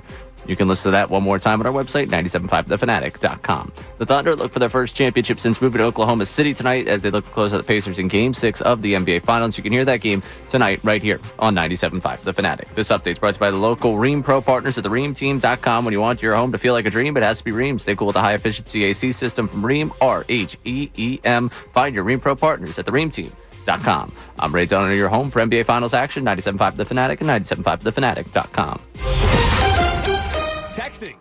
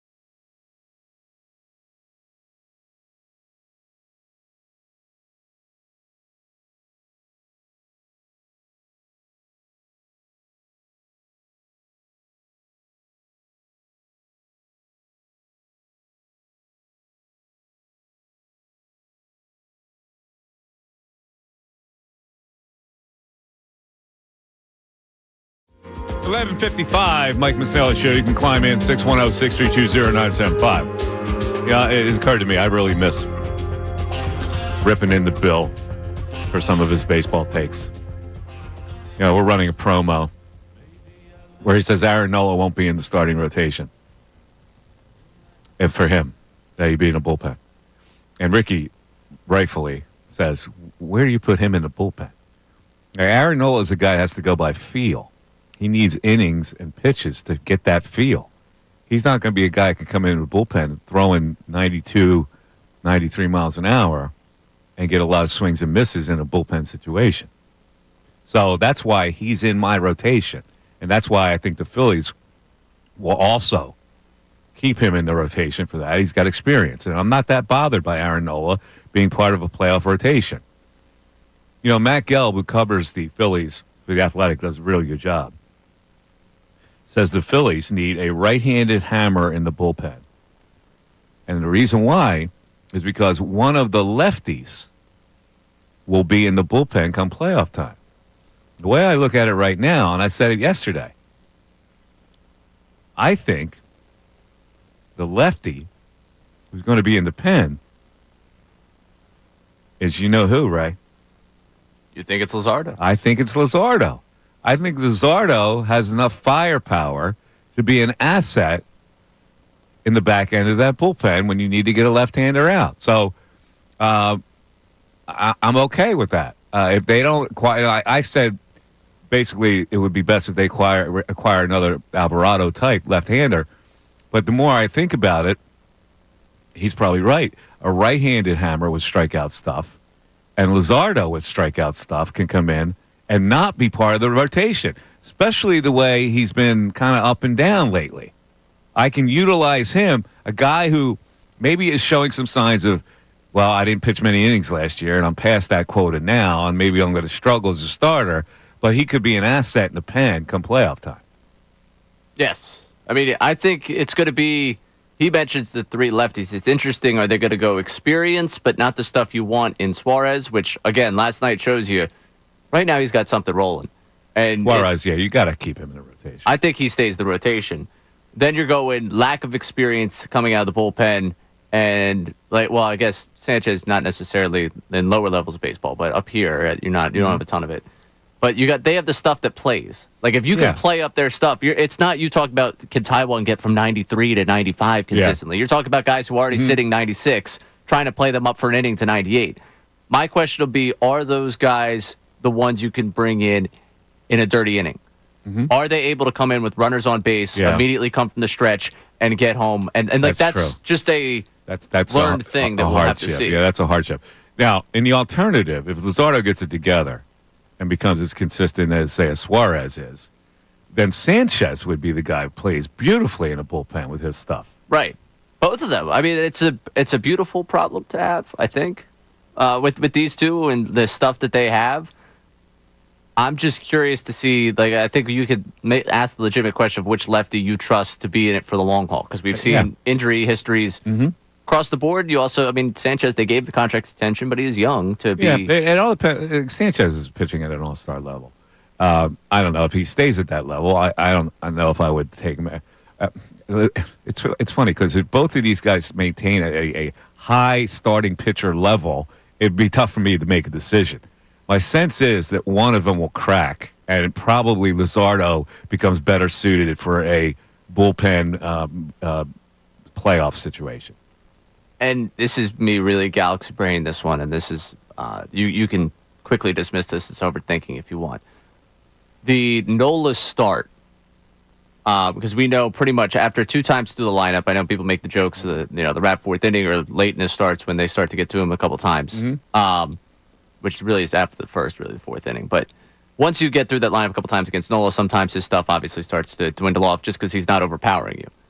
I see where you're going with this. Is there a sense where he is not the 6-7 inning starter in the playoffs, and you have Luzardo? Sanchez, Luzardo, 1-2 as a bulk behind him? Because the difference that you get from 92 Nola sitting there nibbling around to 97 Christopher Sanchez coming at you from the left side would be stark for a lineup in game. Not to mention the fact that they probably have a left-handed hitting lineup against Nola. Right. And you turn that right around with a lefty who can pitch 3-4 innings. I may be overthinking this one wildly. I don't think you're overthinking it. But it's something I would consider. I think a combo game makes sense when it's Nola. All right, it's 12 o'clock. It's the Mike Missanelli Show. You're listening to WPEN HD1, Burlington, Philadelphia, Beasley Media Group Station, broadcasting live from the Comcast Business Studios, powering possibilities. It is noon. Enjoy your lunch. I have a little sandwich here. Maybe I should enjoy my lunch. You got a little Primo? I have a little Primo that we had delivered today, so I may enjoy my lunch over the news at noon. There's a whole lot going on in this world. It's time to catch up. Here's the news at noon. 97.5 The Fanatic and 97.5thefanatic.com. In fact, I did take a bite of a sandwich, right? For my lunchtime. As you start the news at noon with a little ex-Phillies podcast. Yeah, the 611 podcast, hosted by Ryan Howard and Jimmy Rollins, reposted their clip of Joe Torre on the podcast. And one of the things they asked him was his modern-day Mount Rushmore for baseball players. And I just can't believe he gets through 4 players and does not bring up one guy. They get to him at the end of this clip. You'll hear it. But Joe Torre, of all people, leaving this guy out is hilarious to me. Joe Torre's Mount Rushmore. Of today's game. I think we want to go current. Today's game. Yeah, today's game. Well, Ohtani has to be up there. There's no question about it. I mean, for sure. I would start there. Yeah, I mean, how do he could take 2 spots. He really could. He could. He really could. And I think Bryce Harper here. So we got Shohei, Bryce. Bryce. Any arms? Any arms out there? I mean, Clayton, although he's at the end, but he's still active. You're right. Clayton still at active. the end. We got Shohei. Mm-hmm. We got Bryce. We got Kershaw.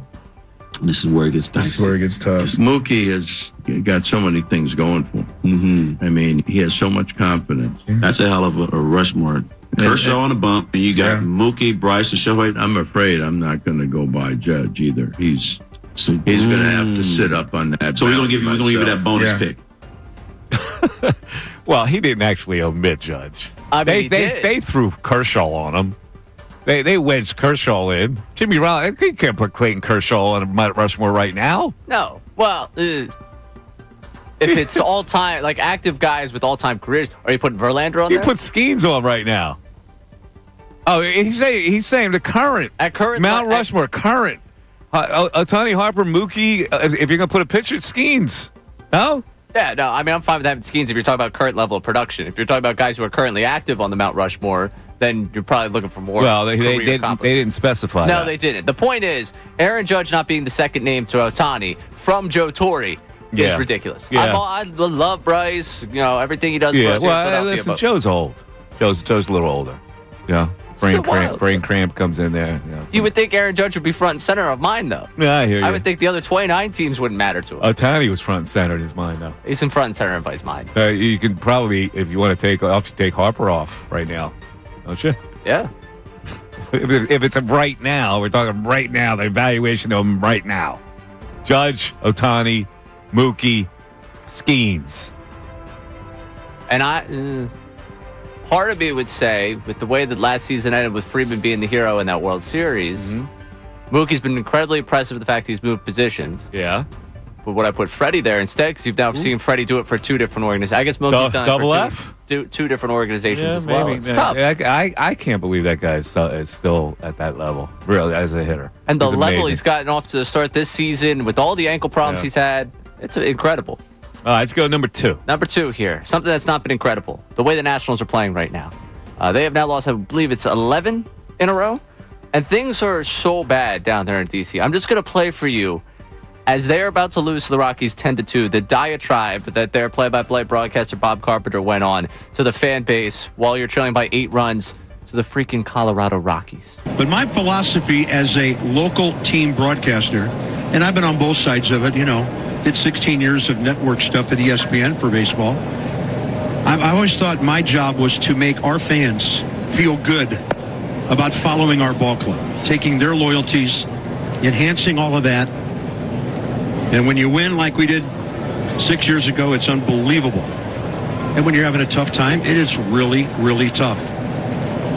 And every fan has to make up his or her own mind about how far that support goes. Are you a true fan? Are you a spectator? Or are you a casual fan? And I know we've got thousands upon thousands, 10,000s of really loyal fans who love this game, love this city, and love this team. And these are the times that try us all. It's the time to try us all. What is he saying here? That you're a casual fan if you bail out on a bad team? Sounds like it. Are you blaming fans, or is he justifying that fans stay away? I couldn't really figure out what he was trying to say there. I think he's trying to say that the true fans are going to stay tough through all of this, but he understands why people will bail out. I think he's trying to toe the line of, I understand your frustration. I understand why you want to And leave. he's, by the same time, he's exhibiting his frustration. Yes, like, man, I really hate the fact I'm coming to the ballpark and this is what it is. Yeah, they stink. It's a shame.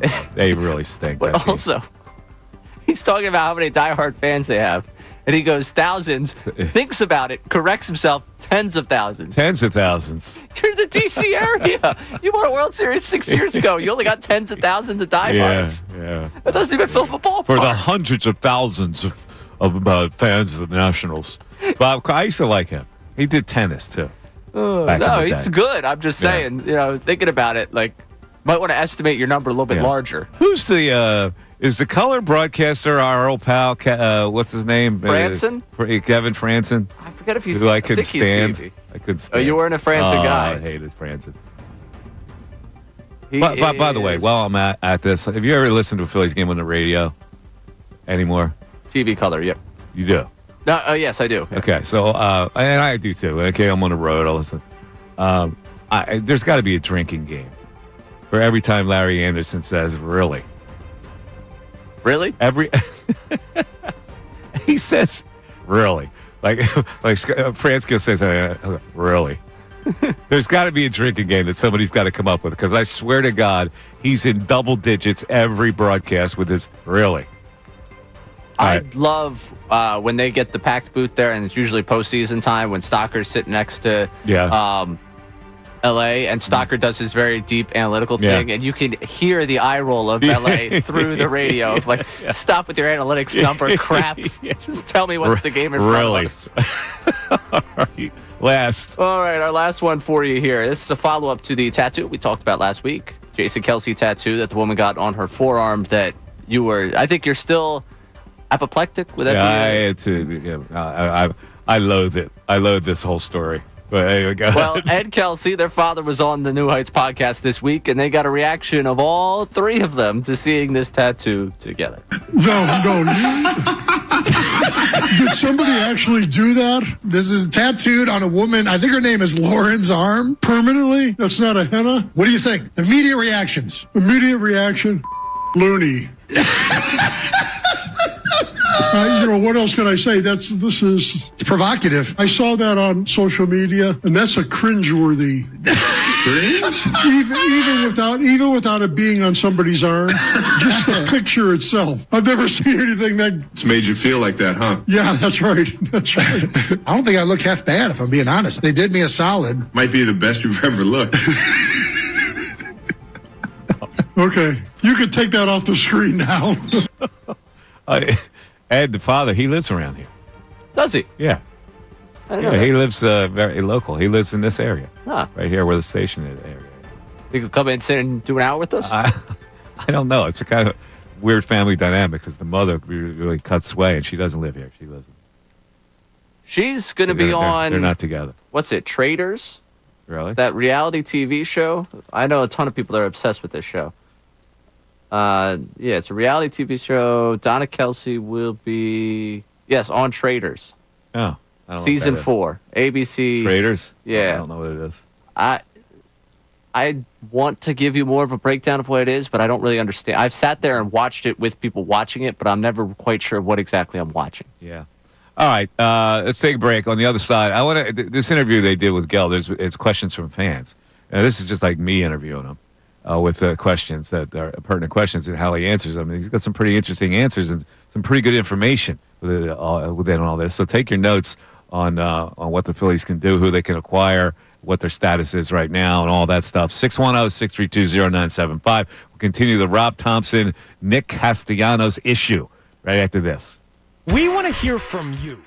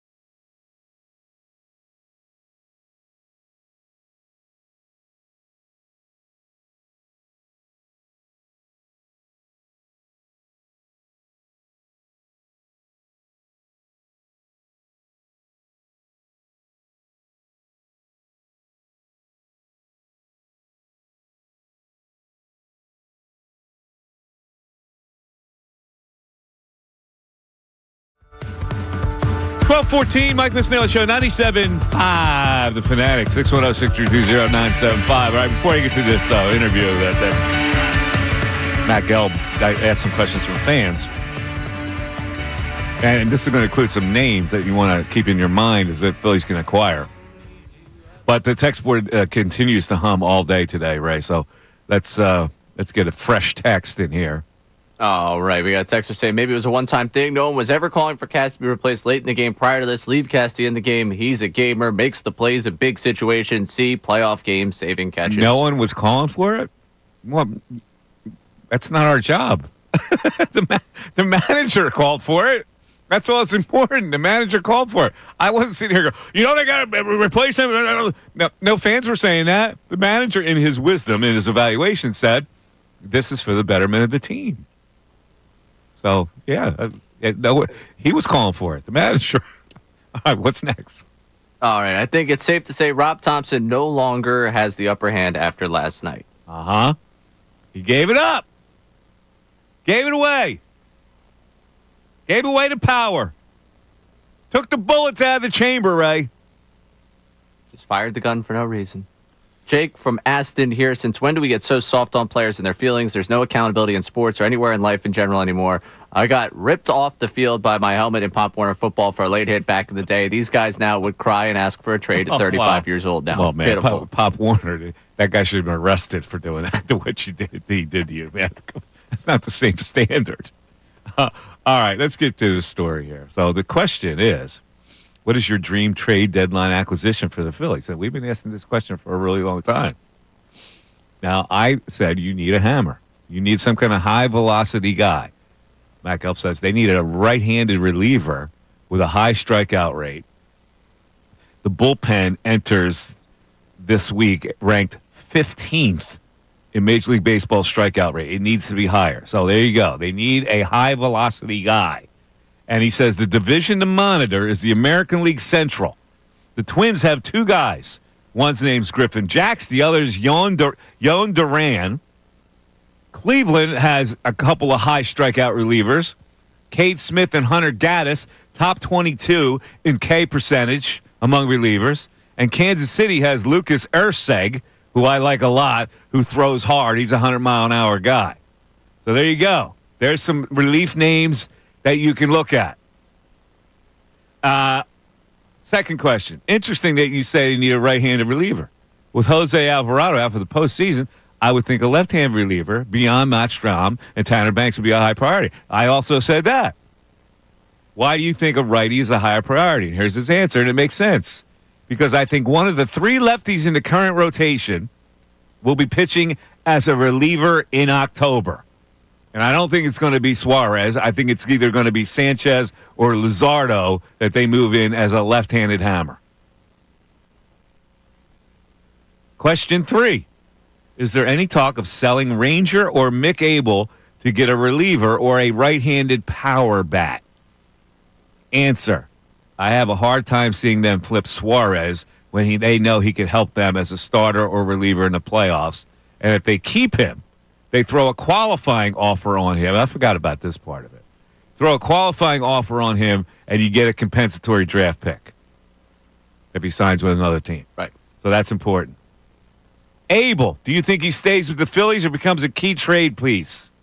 A lot of it depends on Aaron Nola's progress from various injuries. If the Phillies have doubts about his ability to contribute in August and September, it might compel them to keep Abel. But they know Andrew Painter is coming. So Abel represents their best trade chip right now. I agree with that as well. Here it's one for you, Ray. You mentioned that Eduardo Tate could be available. If they move Tate, could that mean that Real Muto is eventually re-signed? Answer. I don't see Tate and Real Muto as linked. Even if the Phillies do not re-sign Real Muto, Tate needs at least 3 more years in the minors. He's so raw behind the plate, it will take time. And that's why I go, I can't wait 3 years. If somebody's asking for him in a trade that's going to help my team now, I got to do it. Eduardo, sayonara. Adios. I will be disappointed if it's just for a platoon bat. I want. Got to do it, Ray. You backed yourself into a corner. This kid, 3-4 years away. There are some questions about his catching ability. Come on, man. The catching ability is going to go down considerably once you get automated balls and strikes. Okay. All right. Like the necessity to be that great of a catcher behind the plate is going to change probably the next couple of years anyways. I agree. I never thought that him and JT were linked at that. Like there was never a world where he was up as your starting catcher next year or the year after. So they were still going to have a stopgap in between these two. I just think to have a guy that has a bat at a premium position is a big deal. Yeah. But, Matt Gelb seems to think, because I know you're going to get to the next question here, if there's anyone to go that's not Mick Abel, is going to be him. Tate and a guy named Gene Cabrera. I guess he's a lower minor league level guy. I don't know who that is. Gene Cabrera, he says. In any event, I think we're on the same page here as far as what the Phillies need to do. Right-handed bat. He says right-handed reliever. I'll take any high-throwing, high-velocity relief pitcher that you push from another team. And if I have to trade Mick Abel and or Eduardo Tate, gone. The interesting thing, you mentioned all those AL Central teams and the ones that could be available. Later on in that story, he gets to the question of like the number of teams selling at the deadline, and will there be higher costs? Basically, over the next 6 weeks, as Phillies fans, you have to pick 5 or 6 teams in all of Major League Baseball that have assets that you are interested in, and just root for their downfall. Because there are way too many teams right now that can justify themselves. They're within a few games of the wild card and say, you know what, if we just hold serve, if we just make small little moves here and there, try to improve on the edges, maybe we'll be the next Diamondbacks from 2023 to win 84 games and win a pennant. Yeah, it's going to be tough. You're right. So pick your 5 or 6 teams and root like hell against them. All right, 12 o'clock hours brought to you by Service First HVAC, offering 0% financing for 48 months and rebates and tax credits up to $4,300 when you purchase a heating and cooling system. You can learn more online at servicefirsthvac.com. So we may talk some football issues, but I want to continue with this Rob Thompson, Nick Castellanos thing. And still, I have not solved why last night he would not do the same thing that he did 2 nights ago. Was it because he was scared to face the heat? Mike Missanelli Show continues. Fanatic Sports Update. Castellanos returns to the lineup. I'm Ray Dunn with this update, and it's brought to you by Bet365. Whatever the moment, it's never ordinary. Download the app, or never ordinary at Bet365. Download the app today. After being benched on Tuesday night, Nick Castellanos returned to the lineup, went 2 for 5 at the game-sealing catch in the 9th inning to secure a 4-2 win for the Phillies. Rob Thompson was asked about the fallout from the back and forth that led to Castellanos' benching. Back in the lineup, you said yourself yesterday he's an emotional guy. Are you confident that you guys will be able to put this in the rearview? Oh, it's gone. It's gone. Sorted. We're good. Thompson says him and Castellanos are good. We will give you any more updates if there's any more to update you on that scenario. As for the actual game last night, Ranger Suarez threw 7 innings, struck out 8, allowed just 1 run in the game. Bryson Stott hit a 3-run homer, his first since May 17th. And now tonight, the Phillies look to win the series with Christopher Sanchez on the mound, opposed by Edward Cabrera with the first pitch at 6:40. It was reported overnight that former Rutgers star and projected top 5 pick Ace Bailey canceled his visit with the 76ers, scheduled for the end of this week. We spoke to the Enquirer's Keith Pompey, who covers the 76ers, about that whole situation, what the 76ers may do with the 3rd overall pick, and other options they may be exploring this offseason. You catch that conversation one more time on our website, 975thefanatic.com. And the Thunder look for their first championship since moving to Oklahoma City tonight as they look to close out the Pacers in Game 6 of the NBA Finals. You can hear that game right here on The Fanatic. This update is brought to you by Mattress Firm. Mattress Firm's July 4th sale is your chance to reclaim your restless nights and upgrade to a premium mattress. Get mattress, sleep at night. I'm Ray Dunn for 975 The Fanatic. Philadelphia Sports.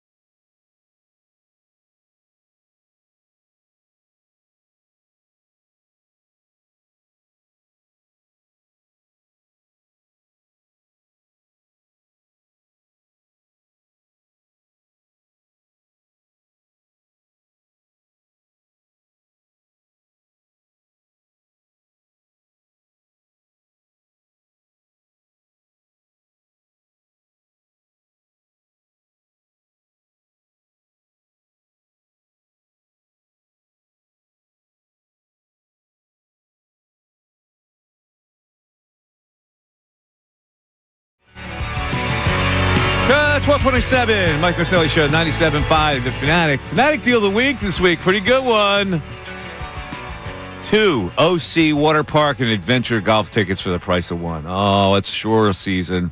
You got the heat this weekend. Beat the heat and splash into fun with thrilling slides, a lazy river, and an exciting mini golf course.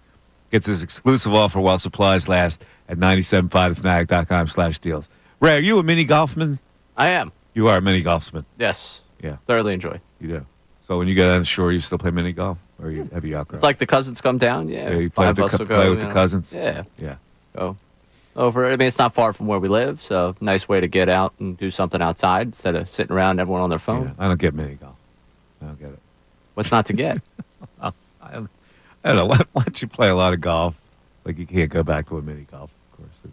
You think your putting game could use some help? No, it has nothing to do with the putting game because you don't take your own putter. You use their stupid putters, and you use. You could be the guy that brings your own putter. Painted balls that don't roll the same way, and you're on like hard slate, green felt, and you have to hit it through the clown's mouth, all that stuff. I don't find that fun at all. I think you're really overlooking and overthinking it. Just a relaxing evening. It's a relaxing evening. That's relaxing. I mean, unless like some non-golfer's kicking your ass, so that's why you don't like it. I used to play with my daughter when she was like, she loved the mini golf when she was like 5, 6. So we'd go out and play mini golf. But I was never like a sure, let's play mini golf dude. It surprises me. Like it's a nice way to get out, do something, relax. It's just boring to me. Really? Yeah, you're just putting. It bores me. It doesn't improve your putting. I said you're just putting. Yeah, but that's all you're doing. Yeah, I understand. It's just All right, so you're down the shore. You hit it off the carom, you hit it off the bricks, and whatever. I don't know. As compared to the enthralling shooting the water gun at the target. Well, see, that's skill. Putting is skill. Putting is not skill because you never know. You can't. How good of a putter you are does not translate to mini golf. Doesn't mean it translates. It's all tricks. Yeah, it's all tricks. That's part of. You have to avoid this. You got to get around that. You don't win anything either, except you win a free game if you get the hole one on the precarious 18th hole. You're competing against the people you're with. You have to go up a 2x3 beam and hit it straight to go into the clown's mouth to ring the bell. Ding, ding, ding. How many times have you won a free game? I don't even think I've ever played at one where you win a free game. You haven't? It used to be the only prize at the end. You play for a free game. The prize is the 18 holes you spend with people. That's it? You get nothing out of it? There's no incentive to win anything? The incentive is you beat the people you're with. That's the incentive. I want to send my cousin crying back to my What do you get out of that? uncle. You beat your cousin? Yeah, or my brother. I mean, my brother and I used to be very competitive. Really? Oh, yeah. But we were competitive at anything. You could be the first person to get to the front door, leave it for church, and we'd be competitive about it. Yeah. That's just what the we only were. reason I tried to get the free game when I was younger, I get the free game. That was the prize. The water guns, you can win something, man. You win a nice little stuffed animal. I'm deadly at the water games. Yeah, I'm also pretty good at that game. If I'm going on the boardwalk, that's going to be the one game I'll play. I'm like that sniper that Bradley Cooper played in that movie. Chris Kyle? Yeah, I'm like Chris Kyle when it comes to the water guns. You didn't even think I was going to be able to. How about you getting Chris Kyle? You thought for sure you were like, that's a good pull by you, bro. American Sniper, right? Yeah, American Sniper. You've seen that movie? I've seen that movie. movie. My God, stop the presses. Yeah, that's right. That's right. All right, in any event, Fanatic Deal of the Week, OC Water Park and Adventure Golf. Go on our website, 975thefanatic.com to do that. All right, text board and then talk some football issues here. Yeah, chat board is just lost at the fact somebody doesn't like mini golf. Oh, really? Yeah. Beyond shocked. At this stage of my life, all right, when's the last time I liked mini golf? When I was a young father, and that was it. That's the last time I've actually played mini golf. Played or liked? I didn't even like it when I was playing it with my daughter, but her excitement was what I liked out of it. All right, we'll get to the text line here. Right. Kyle from Bethlehem. If Castellanos doesn't track that ball and right yesterday, we'll be calling Rob Thompson brilliant for replacing him the previous game. Part of me thinks Topper was hoping that ball hit the ground to prove his point, which is why Topper left him out there in the ninth. The universe gave Cass the opportunity to prove his manager wrong with his glove instead of his mouth, and at least for one night, he backed up his talk with some great defense. He tracked the ball and caught it. It wasn't, it wasn't a spectacular catch, but it was a nice catch that he makes. I thought that ball was off the wall when it was hit. And I was going, wait a minute. I bet this game. Well, that was a cash and carry for me yesterday, Ray. Taking the fight Phils. Cha-ching! I'm glad. I was worried. After the first 2 games of this series, I was worried whether you had the feel of the pulse. I think yesterday I was frustrated with you with the fact that you said that you were going to take the Phillies because I felt like your feel on this series had been off. No, I think I've been kind of on with this series. And the Thunder tonight. I had one bad luck. Now, the Thunder is an interesting game tonight. What's the line again? 5.5? 5.5 when we looked earlier. See, the 5.5 to me is very slender, which means I think Indiana is going to play it to the hilt, and this could be a 1 or 2 point finish. The Pacers supporting Cass plays to try and get Halliburton for Game 7. T.J. McConnell with 33 tonight. I want you to bet his points over. He could score 33 in 4 straight games. You bet his points over tonight. Do it. What's the point total? I'm sure it's like 10. For T.J. McConnell? Yeah, he's going to play a lot of minutes tonight. Halliburton can't play. I'll pull up your favorite app here. Let's see. What is the points? I know he was, I think, plus money to go 10 plus on Monday night. Not saying that anyone I know took that. Uh-huh. Not that. I felt pretty good about that one. I put one of those long shot donation parlays together. Oh, you did? Yeah. You play those parlays, huh? It was just a one-off for me. I was just like, you know what? I'm bored. Let me throw one of these together. That's basically burning money is what it was. But let's see. Where is this? Yeah, I hit the Phils last night. Tonight, I'm staying away. All right, 10 plus points for just the 10 plus points line for TJ McConnell of minus 162. They're expecting him to score. To score more than 10? Yeah. I'm going under. I don't know. I'm going to bet against TJ tonight. I think there's going to be a lot of defensive emphasis on TJ tonight. He's not going to come up with his usual freewheeling role. Wow. I think they'll bottle him up tonight. For the people that want to go 15 plus for McConnell, that's plus 250. No, I can't do that. Yeah. So what is under 10? His actual line here is 10.5. Yes. 10.5. I'm going under. What do I get? What's the price? Minus 122. I'm going there.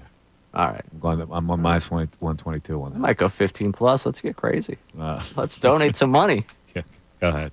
Knock yourself out. That's not going to happen. All right. The all-quarter century team. ESPN, very interesting little selection here where they compiled the all-quarter century team since it is the year 2025. So for the last 25 years, they came up with a 53-man roster. Very interesting. So let's quickly we'll start to the quarterbacks, and then we'll continue it after the break. There's absolutely a no-brainer here for quarterback, right? Yeah. All right, so it's Tom Brady. By the way, Tom Brady, how many passing yards within the last quarter century? 85,000. 89,214, 649 passing touchdowns, 7-time Super Bowl champion, 3-time MVP. That's not bad. It's not bad. I Not mean, bad. he did just kind of miss out on 90,000. Tom Brady. I'll give you the other two on the other side. Guess the other two. There's a lot of competition. 610-632-0975. Back after this. Hey, everybody, it's Bill Colarulo, and coming up at 2 o'clock on Unfiltered.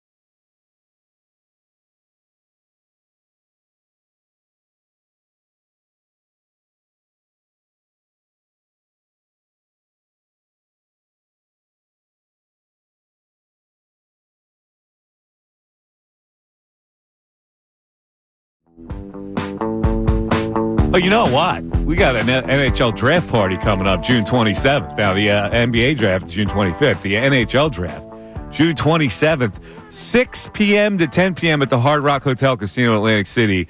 And you can be there. That's right.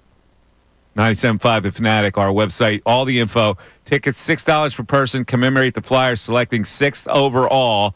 Proceeds benefit Flyers charities, complimentary food voucher, free parking. It's included along with access to raffles and giveaways, and special appearances include Flyers honcho Dan Hilferty, Rick Tocchet, Recchi and Fedoric, and much more.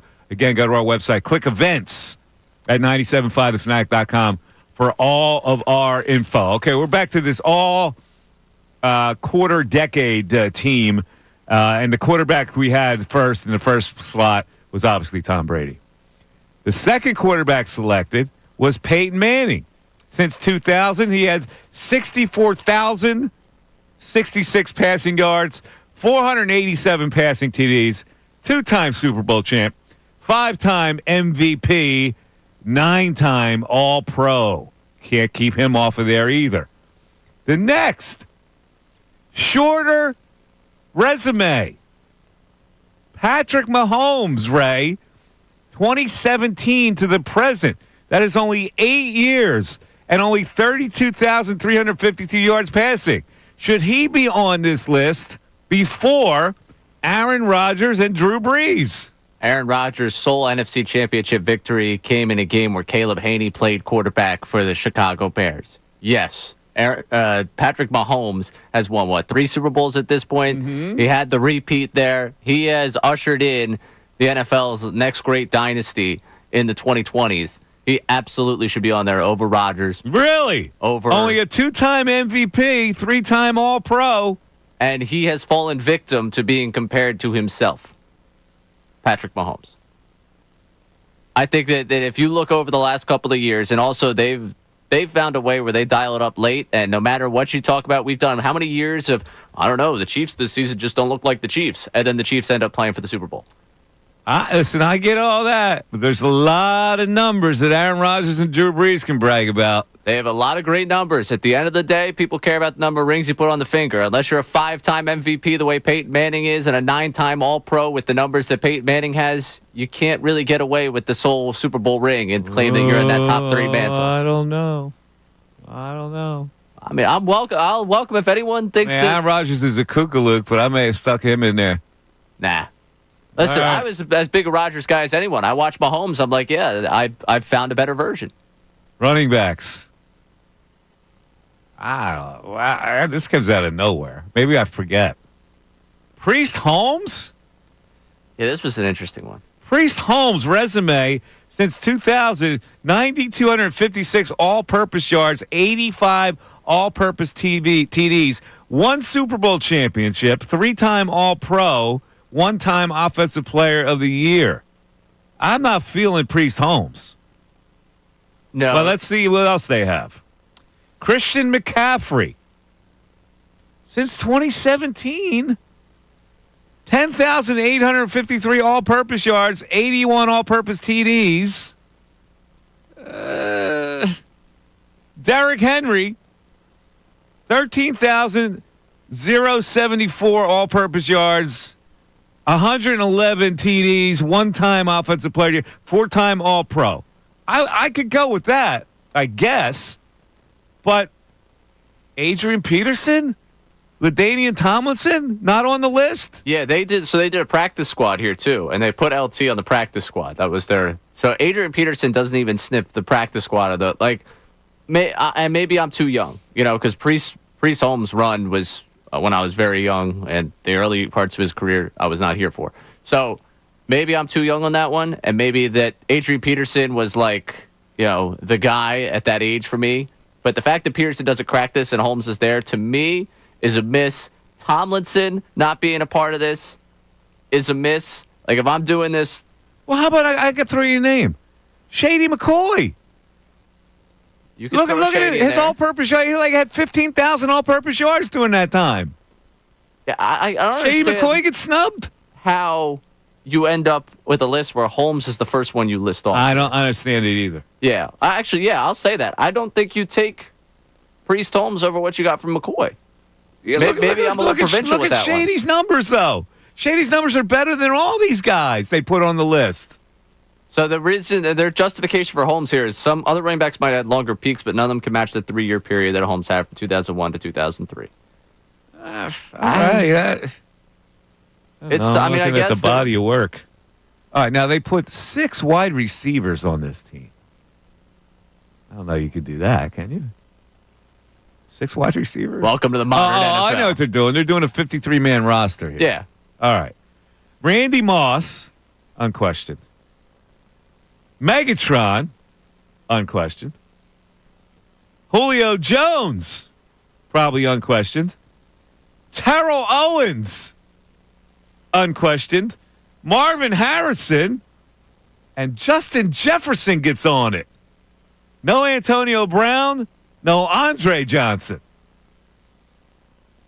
And Antonio Brown ends up being his worst enemy in this one. Yeah, he's an idiot. Yeah, had Antonio Brown had, 2 more years of productive... I don't think, in my mind, it's not a question of if Antonio Brown had more years to give to the NFL. It's just a question of how good, they would have been. Because I think if he had kept it together, if everything was all kept together there and buttoned down, there's probably more productivity in him. And I'm not talking 1,800 receiving yards, but... couple 1,000-yard seasons, 900-yard seasons there at the tail end of his career, make the stats look a little bit better. Probably maybe latches on another Super Bowl team. And we're talking about a career where you could argue one of these guys. It is interesting. Jefferson through, 5 years, 6 years, already leaps his way onto this? Yeah, I don't know if he should leap. 7,432 so far. I mean, listen, he's dynamic. I don't know if that he should be on this team. So who are we taking off for him, though? Is who we put on there for him? Antonio Brown. Look at it. Antonio's numbers are better than that, aren't they? Yeah. 12,000. Yeah. 291. Keep the guy. You're making an all team. I know. He's had. He's a troublesome lad, but his numbers are wildly, I think, comparable to, not touchdown wise, but yards wise to TOs. Yep. All right, next, tight ends. Gronk, Travis Kelce, Tony Gonzalez. I don't think that's indisputable. Yeah, I can't see another world. Honestly, though, I'm a little insulted that Tony Gonzalez ends up the third listed here. I know it's semantics here. You thought he should have been first? Yeah. Of those 3? Yeah. The other guys have more pub. They have more commercials. And I think one's dating a star. They've also now really, the NFL was moving that way with Gonzalez, but, I think now it's a feature. If you have a feature tight end, it's a thing. You will feature a tight end in your offense if you have one. I think Gonzalez, for the number stats he already has, and for what he means for that position, I would probably have him over those 2 guys. All right, so before we get to the offensive line, we're coming up against a break. Did you see any Eagles that got snubbed? Other than maybe Shady. Maybe Shady, though, am I putting Shady over Adrian Peterson, Daniel Tomlinson, or who are the other 2 that we were... Priest Holmes. You putting him over Priest Holmes? I could see the argument for that one. Derrick Henry, I'm not. So, I don't know. Yeah, Derrick Henry gets a spot. Yeah, I'm certainly not putting him over Henry, LT, or Adrian Peterson. Okay. So he doesn't end up making the list if they're just doing 3 So Christian McCaffrey would not make it for you. I agree. I wouldn't put Christian McCaffrey on. Probably not over the other 2. No. I put Shady over Christian McCaffrey, without question. All right, let's take a break. We'll come back. We got our offensive line, and we still want to continue this discussion. In the 1 o'clock hour, we're going to beef it up even more with Rob Thompson and what he did not do last night. Did he cower by not replacing Nick Castellanos for the 9th inning last night? Love to get your opinions on it. 610-632-0975. Back after this. Fanatic Sports Update. Castellanos returns to the lineup. I'm Ray Dunn. This update is brought to you by Bradford White Water Heaters. We need new water heater. Choose one that is built to be the best. Choose Bradford White. After being benched on Tuesday night, Nick Castellanos returned to the lineup, went 2 for 5, had the game sealed and catch the 9th inning to secure a 4-2 win for the Phillies. Before the game, Rob Thompson was asked about the fallout from the back and forth that led to Castellanos' suspension. You said yourself yesterday he's an emotional guy. Are you confident that you guys will be able to put this in the rearview mirror? Oh, it's gone. It's gone. Sorted. We're good. So Thompson and Castellanos apparently all good. We'll keep you updated if anything changes with that situation. As for the actual game, Ranger Suarez threw 7 innings, struck out 8, and allowed just 1 run. Bryson started a 3-run home run, his first since May 17th. Tonight, the Phillies look to win the series with Christopher Sanchez taking them out opposed by Edward Cabrera with first pitch at 6:40. It was reported overnight that former Rutgers star and projected top 5 pick Ace Bailey canceled his visit with the 76ers scheduled for the end of this week. We spoke with the Inquirer's Keith Pompey, who covers the 76ers, about everything going on with them, what they may do at pick number 3, and their off-season outlook. You can catch that conversation one more time on our website, 975thefanatic.com. The Thunder look for their first championship tonight since moving to Oklahoma City as they look to close out the Pacers in Game 6 of the NBA Finals. You can hear that game tonight right here on 97.5 The Fanatic. This update is brought to you by Dairy Queen. Layer on the flavor with DQ sauce to toss chicken strip baskets, now available in Honey Barbecue or New Buffalo for a limited time. Happy tastes good, only at participating Dairy Queen locations. I'm Ray Dunn on 97.5 The Fanatic.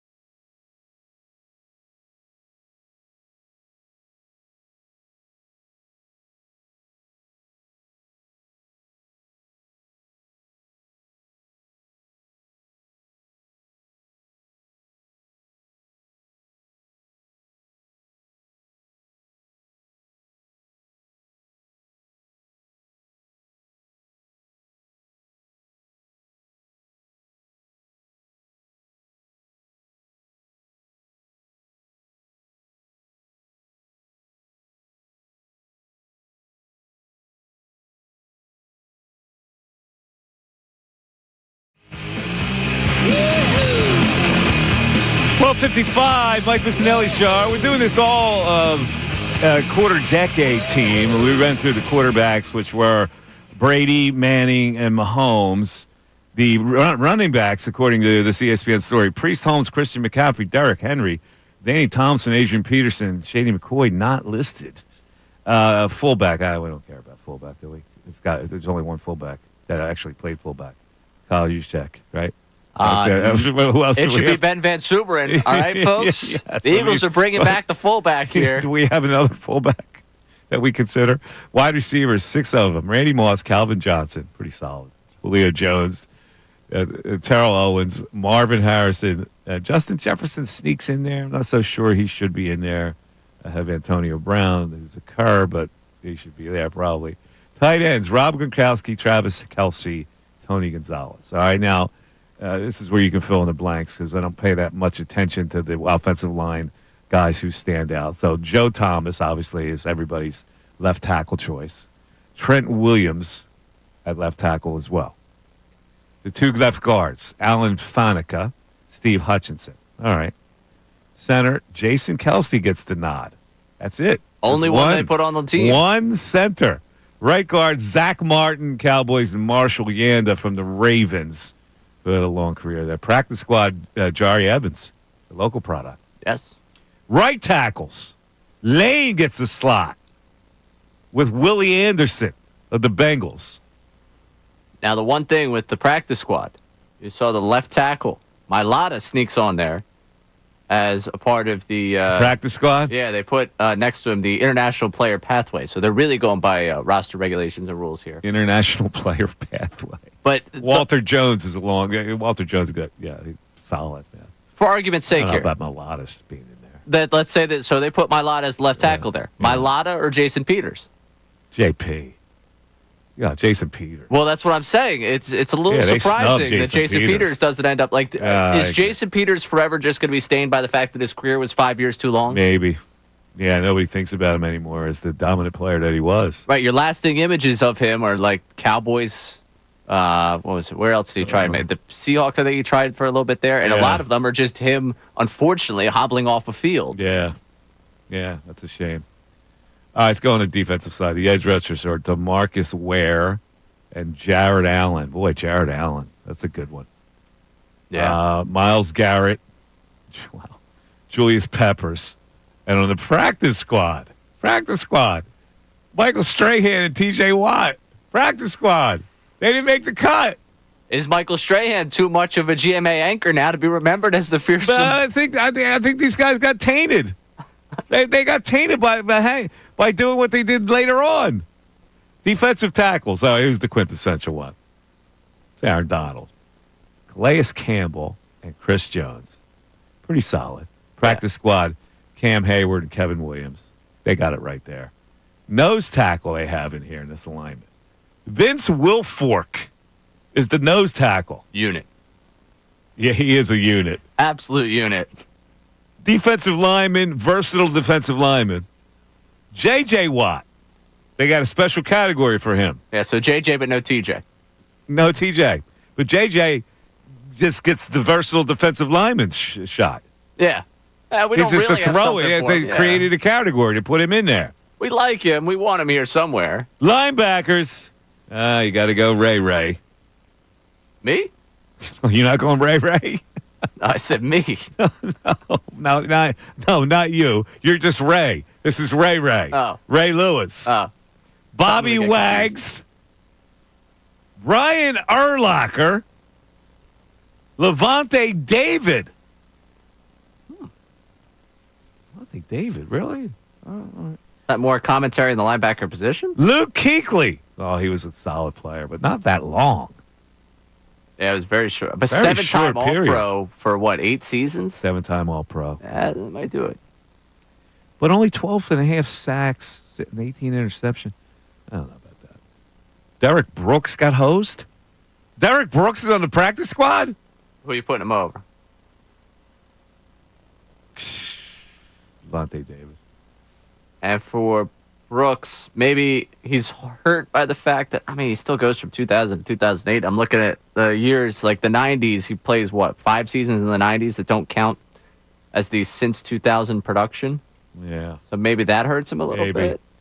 Cornerbacks, Darrelle Revis, Champ Bailey, Rondé Barber. Ugh.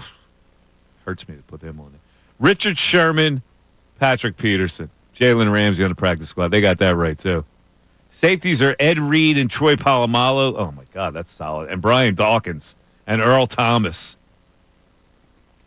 And the kicker, how come he didn't get tainted for his massage parlor situation? Justin Tucker is the kicker. And no mention of... This is very selective. I guess the recently released Tucker is the way they're going to refer to him. That's the way they refer to him in the... Punter Shane Leckler. Who cares? And return special. Oh, you got to go here. Devin Hester, the quintessential returner. It's 1 o'clock. Mike Missanelli Show, 610-632-0975. You're listening to WPEN HD1, Burlington, Philadelphia, a Beasley Media Group station broadcasting live from the Comcast Business Studios, powering possibilities. All right, let's get it back to the main topic for today. Yesterday, last night, 9th inning. Who plays right field last night? It ain't Kepler. It ain't Rojas in center. It ain't Marsh in left field. Nick Castellanos takes his regular place after batting in the top of the 9th. They send him back out there for the 9th, and he makes the final out catch against the wall last night, thereby justifying his presence in the outfield. My question is, did Rob Thompson get browbeaten? Did he give away his power by not wanting to face the music of making a defensive replacement again of Nick Castellanos in his hometown of Miami? Ray, how you feeling about this? Oh, I think he opened a bit of a world here where you could pretty much just pout your way back into what you want from him. And you could say something disrespectful, and all you have to do is sit down for a day. Like, Castellanos really lost out the fact that he was benched that one day. Oh, yeah, his consecutive start streak's over. I know he took a lot of pride in that, but he pretty much was able to say something disrespectful, serve his punishment, and what Thompson wanted to do originally, off the table come the next game. So here's the question. Did Castellanos, as the bratty player, win the day? Did he win the day over his manager? Did the manager give in to Nick's anger? It's 1-0 Castellanos to the post-benching scoreboard here. It is. Now, the question is this over? Oh, we never see the defensive replacement again? This is the whole question. Because the manager set himself up the other night by doing it and then explaining it rationally where it made baseball sense. And then when given the chance to do it again, he didn't do it. He gave it back. So now does he never replace Nick Castellanos as defensive replacement, thereby maybe hurting the ball club? I think we have not seen... I hope we have not seen the last of the defensive replacement. There's the part of me that thinks this is the way he goes and says, hey, I've had a great amount of respect for you. I understand this happened here in Miami, a place that means something to you. We're going to keep you out in that game. You're going to play the other night. We're going to play this night. We're going to have a conversation about this that leads into where you go into our defensive plan late in games going forward. I'm hoping that that's what this is. Rob Thompson loaded the gun, and then he emptied it out and put it back on the shelf. That's what he did. I hate to use that as an analogy in an era of gun violence, but you know what I'm saying. We got a lot of people that are still fired up about this situation on the text line. Let's hear some people on the text line. Mike from Turnersville here. With Thompson, he opened Pandora's box with benching Castellanos for a defensive replacement. Is he going to replace Turner at shortstop for Sosa? Turner's a butcher at short now. If you aren't going to do it with Turner, how can you make replacements at other positions? Thompson will lose the clubhouse. Yeah, the Turner thing. You first of all, you're not improving yourself that much. I know people think Sosa is a defensive demon. He's not. He's an average defensive player anyway. So you don't replace an average defensive player with an average defensive player. The goal for a defensive replacement is to put somebody superior out there. Sosa's not superior. So, again, with the picking on Turner. Stop it. Leave Turner alone, would you? He hasn't hurt you lately in the field. All right, what's next? Casty also had a boneheaded base running error last night. Yeah. I like Casty, but agree with Mike. He really, really annoys me. Matt Marlson. Listen, whether he annoys me or not, I'm all for playing your best team. If the manager thinks his best team late in the game is to put in a defensive replacement, I've already said I'm against the defensive replacement when the defensive replacement is a weaker offensive player than the guy you're replacing. I don't like that. I would not do that because I don't want to get caught with my pants down if the lineup turns over and the game is extended and I got Rojas hitting in the fifth hole. I don't want that. But he already made the case on why it was a good idea. Once you make the case, can you pull back from the case? And if you pull back from the case, how can we take you seriously? More people checking in here. Linda in Lansdale. This is why people were angry with Castellanos being substituted and consequently benched. They knew Rob would not have the guts to be consistent applying his newfound logic. Now, whatever message he meant to send is lost to every one of his players. Oh, we did not question the guts. She questioned the manager's guts. And that's what I was getting to. It's weak. He gave away his power. He had power. He usurped power. All right, I'm doing this. It's best for the team. The guy mouthed off, and I'm doing this. I'm punishing for it. The next day, it's like, we're good, and I'm not going to replace him. Like, what is that? You just gave away the message. That's all I wanted to come out of this. All I wanted was the defensive replacement be normalized. I want to talk to people about this. I need to have a conversation with somebody about this who's on the other side of this. I'm kind of ripping Thompson today. That's what I'm doing. One more text in. Huh? First time texter. Casti is a better right fielder than Kepler, period. Casti has played in the stadium numerous times. Kepler hasn't been in an American League or improved it the night before. Casti got punished for his mouth. I trust Casti in right field more than anyone. Rob didn't bow down to Casti. You're wrong, Mike. Now, before you answer the end of that I just want to, just one stat for everyone while we're sitting here with this whole Casti's a better right fielder than Max Kepler. Outs above average in right field since, let's just go for both their careers. Casti is a minus 77. Kepler is a plus 56. Listen, I'll say this. If you actually watch baseball and think that Castellanos is a better right fielder than Kepler, you're not watching baseball. Okay. You're just not. You're not watching baseball. The fact of the matter is Kepler was a right fielder in the American League for years. He played right field. That's what he did. He was a good defensive right fielder. Coming here, the question was how do you translate from right field to left, which, by the way, the Phillies were very, very accommodating to Castellanos when they brought in Kepler of like, there's no way Kepler's going to play right field. That's your position, Exactly. They gave it to him. They gave it to him. So they were kind to him there. Let's not do the whole, I watched Kepler drop a ball once. It must mean he's not as he good as lost it in the lights. It happens to everybody. It wasn't a bad defensive play. He lost the ball. If he didn't lose the ball, he makes that catch. Now, I'm not saying that Kepler's Roberto Clemente out there, but if Rob Thompson feels, and he's the manager, and he sees these guys every day, and he's got these coaches that work out with the outfielders, he's got Paco working with the outfielders. If he thinks he has a better defensive alignment with making that kind of a change, then he's got a better defensive alignment. He's the guy who knows better than anybody. But he didn't do it last night. Why? Was he afraid? If that's the case, that bothers me. 610-632-0975. Back after this. Thursday, June 19th, the Phillies.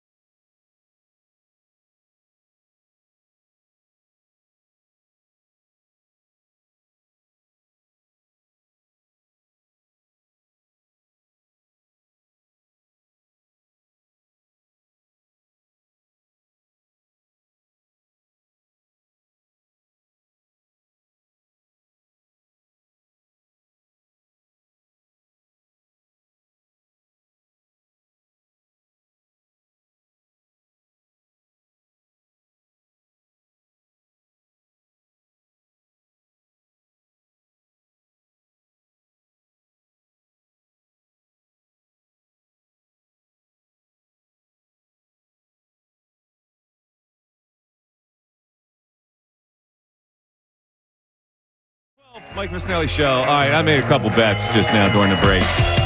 I took your fighting Phils tonight, Gray. Good to hear. Yeah, you like the Phils tonight? I do like the Phils tonight. Minus 145. Oh. A little slender. Yeah, what? A little slender. Edward Cabrera has something up his sleeve I don't for know these about guys. this. A little slender.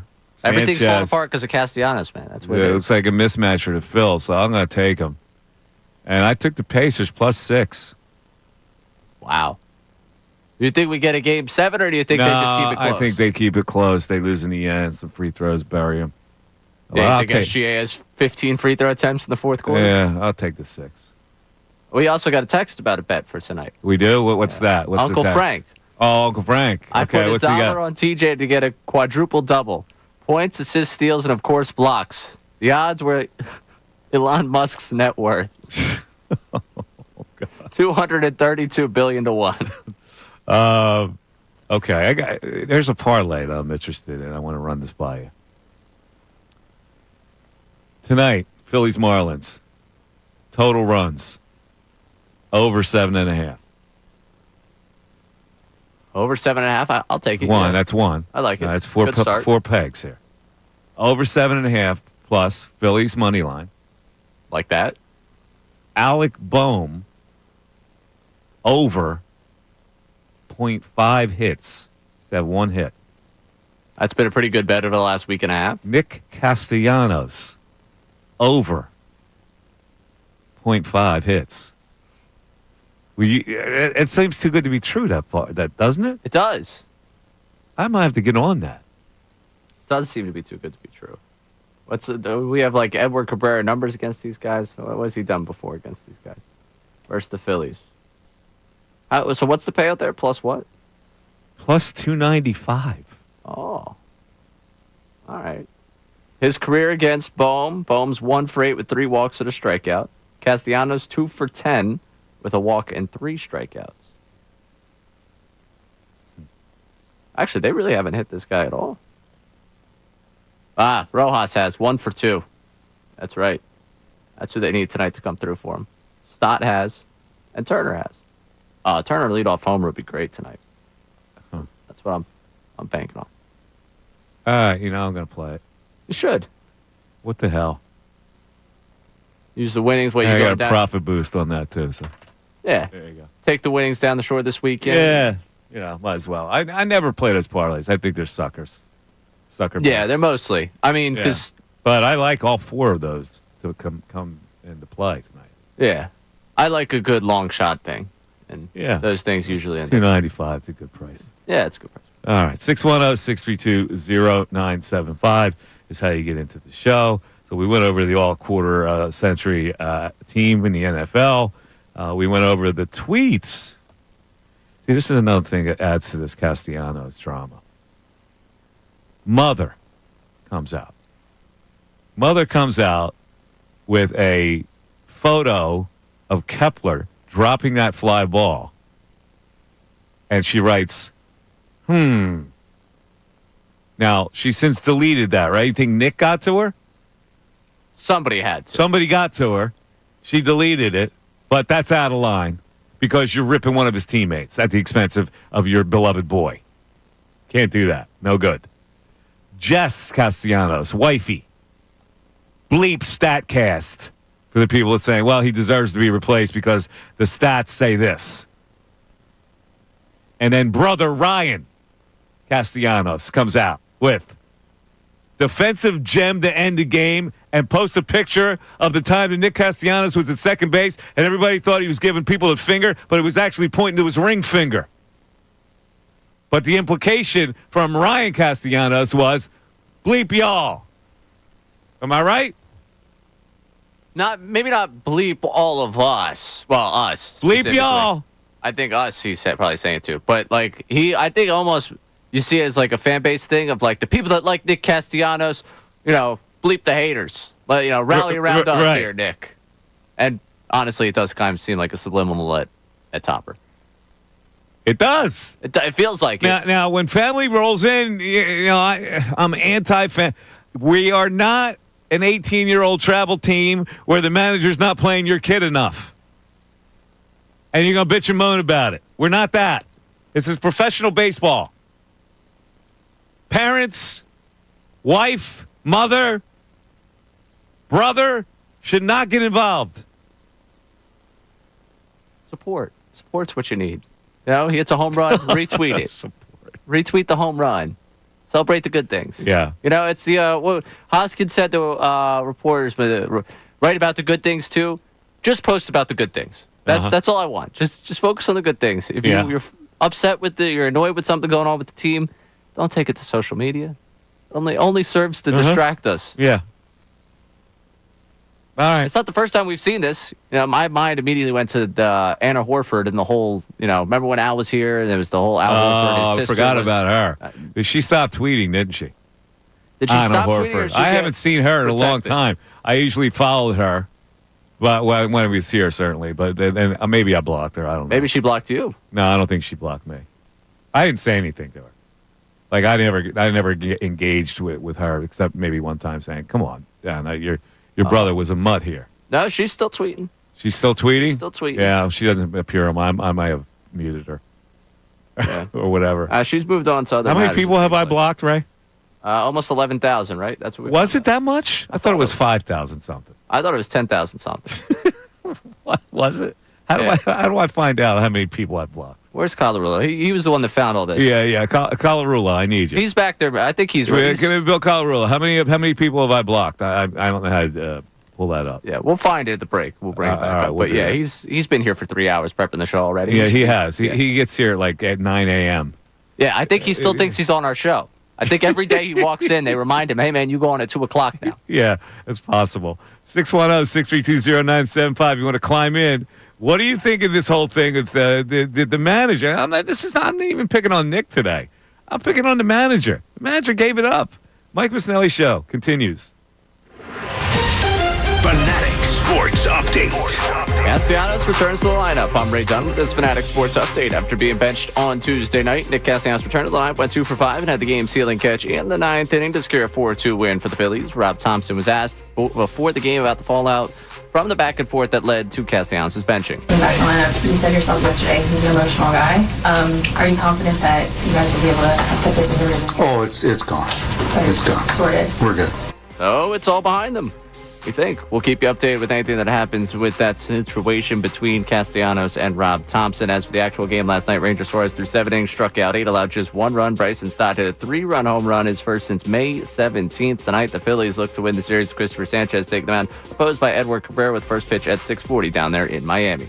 It was reported overnight that former Rutgers star and projected top 5 pick Ace Bailey canceled his visit with the 76ers, scheduled for the end of this week. Keith Pompey of the Philadelphia Inquirer joined us earlier in the show in the 11 o'clock hour to talk about the 76ers, Ace Bailey, and everything they could do with that 3rd overall pick. You can catch that conversation one more time on our website, 975thefanatic.com. And the Thunder look for their first championship since moving to Oklahoma City tonight as they look close to the Pacers in Game 6 of the NBA Finals. You can hear that game tonight right here on 97.5 The Fanatic. This update is brought to you by Payday, packed with peanuts and filled with golden caramel. Payday is one hard-working candy bar, so grab one now to power you through the day. Payday peanut butter caramel bar. Get to it. I'm Ray Dunn, your home for the NBA Finals, 97.5 The Fanatic and 97.5thefanatic.com.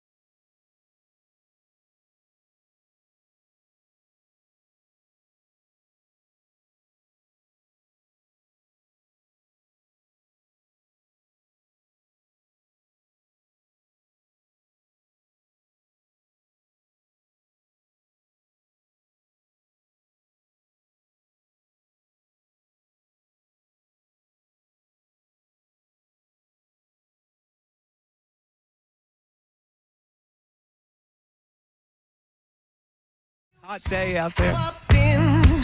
So tomorrow, taking a mental day. Do something recreational. Maybe I'll play golf. Don't know. Feels like golf is the logical Ray choice, will be then. here alone. Ray, you got the show tomorrow.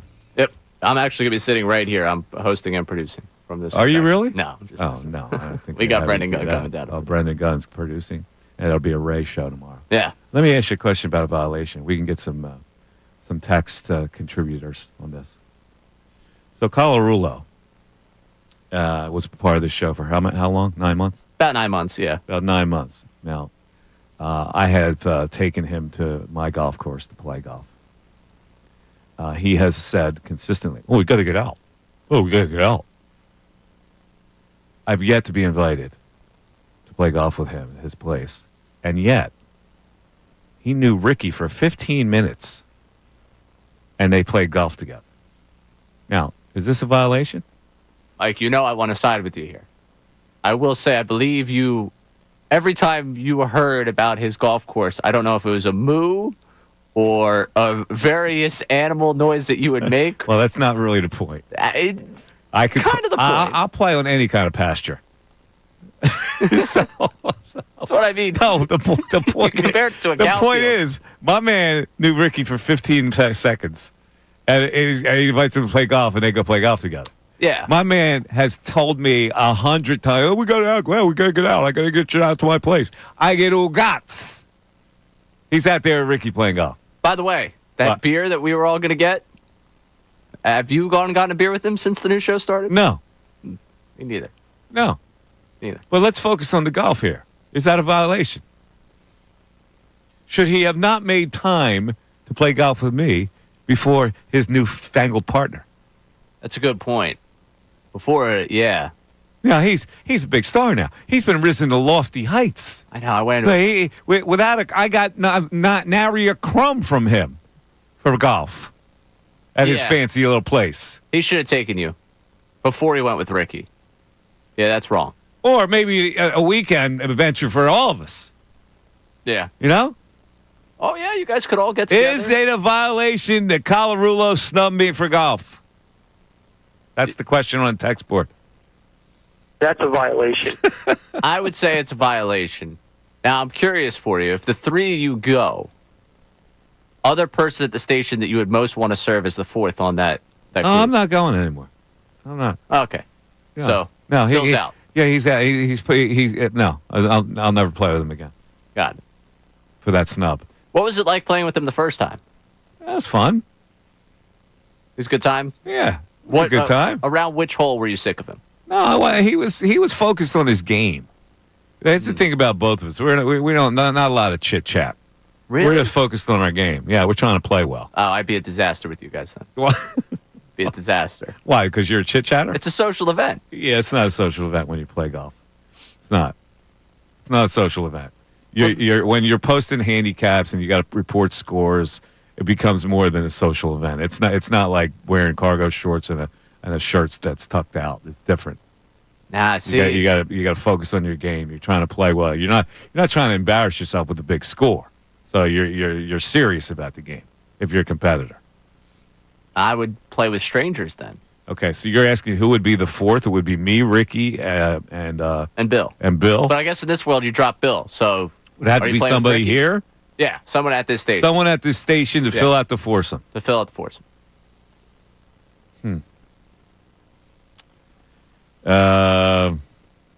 Let's go through the morning guys. Nah.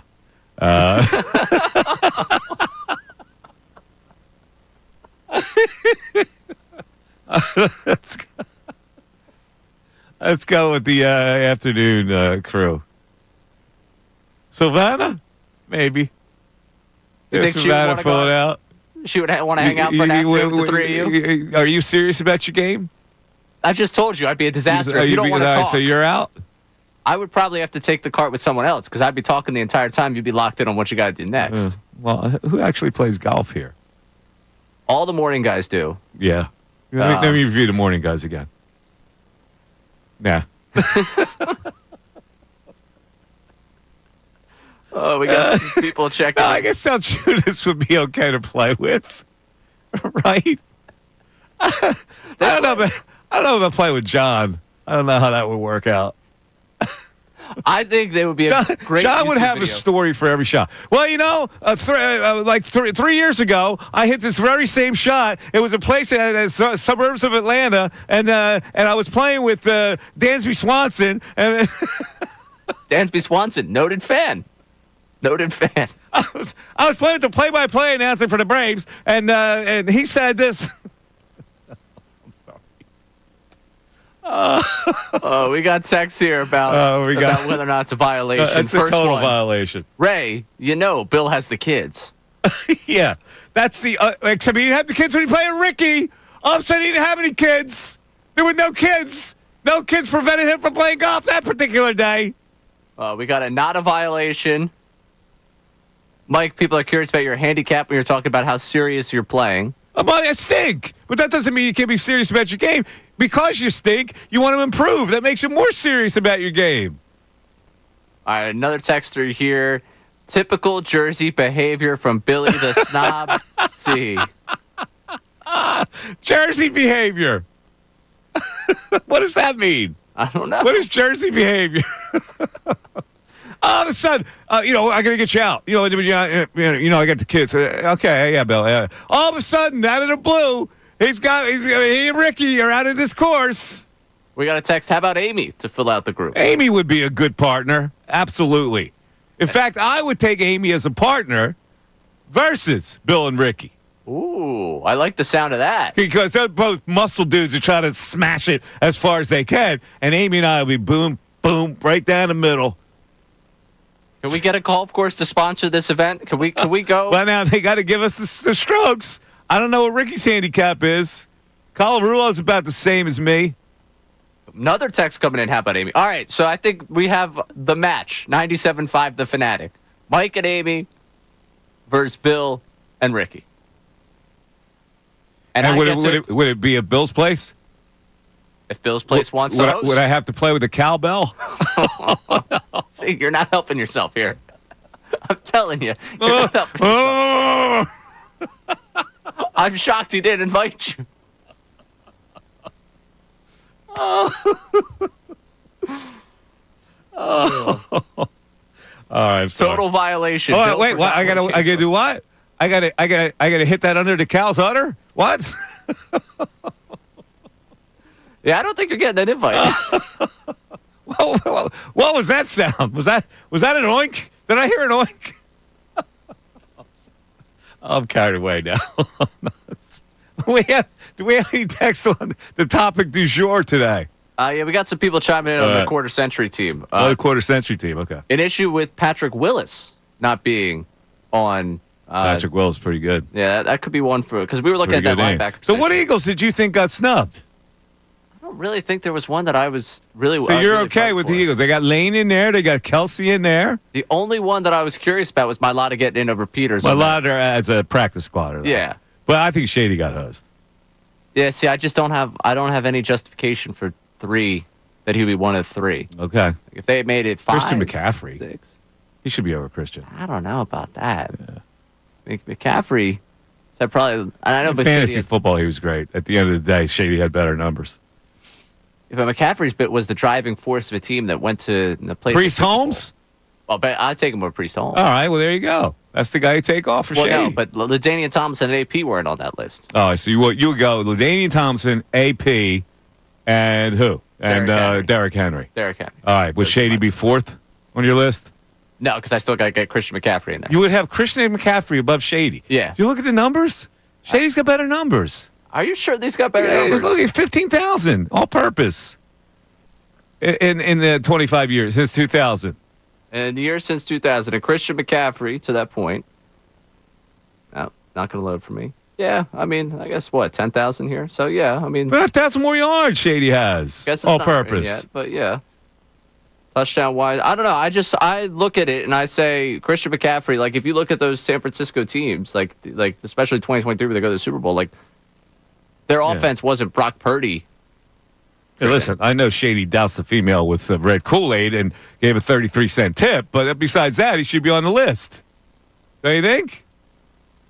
Yeah, I can't get him on my 3. So even if he's better, even if you want to give him better than Christian McCaffrey, he's still not unseating Henry, Tomlinson, and AP for me.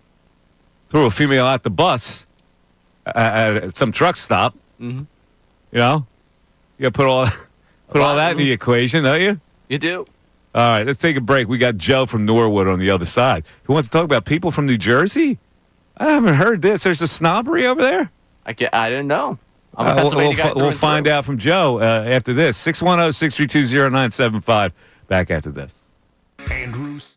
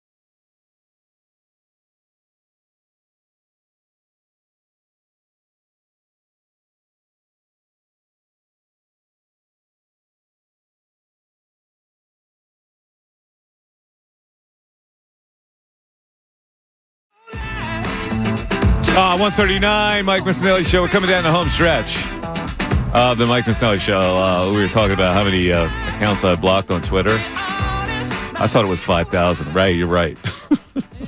Because I blocked 11,489.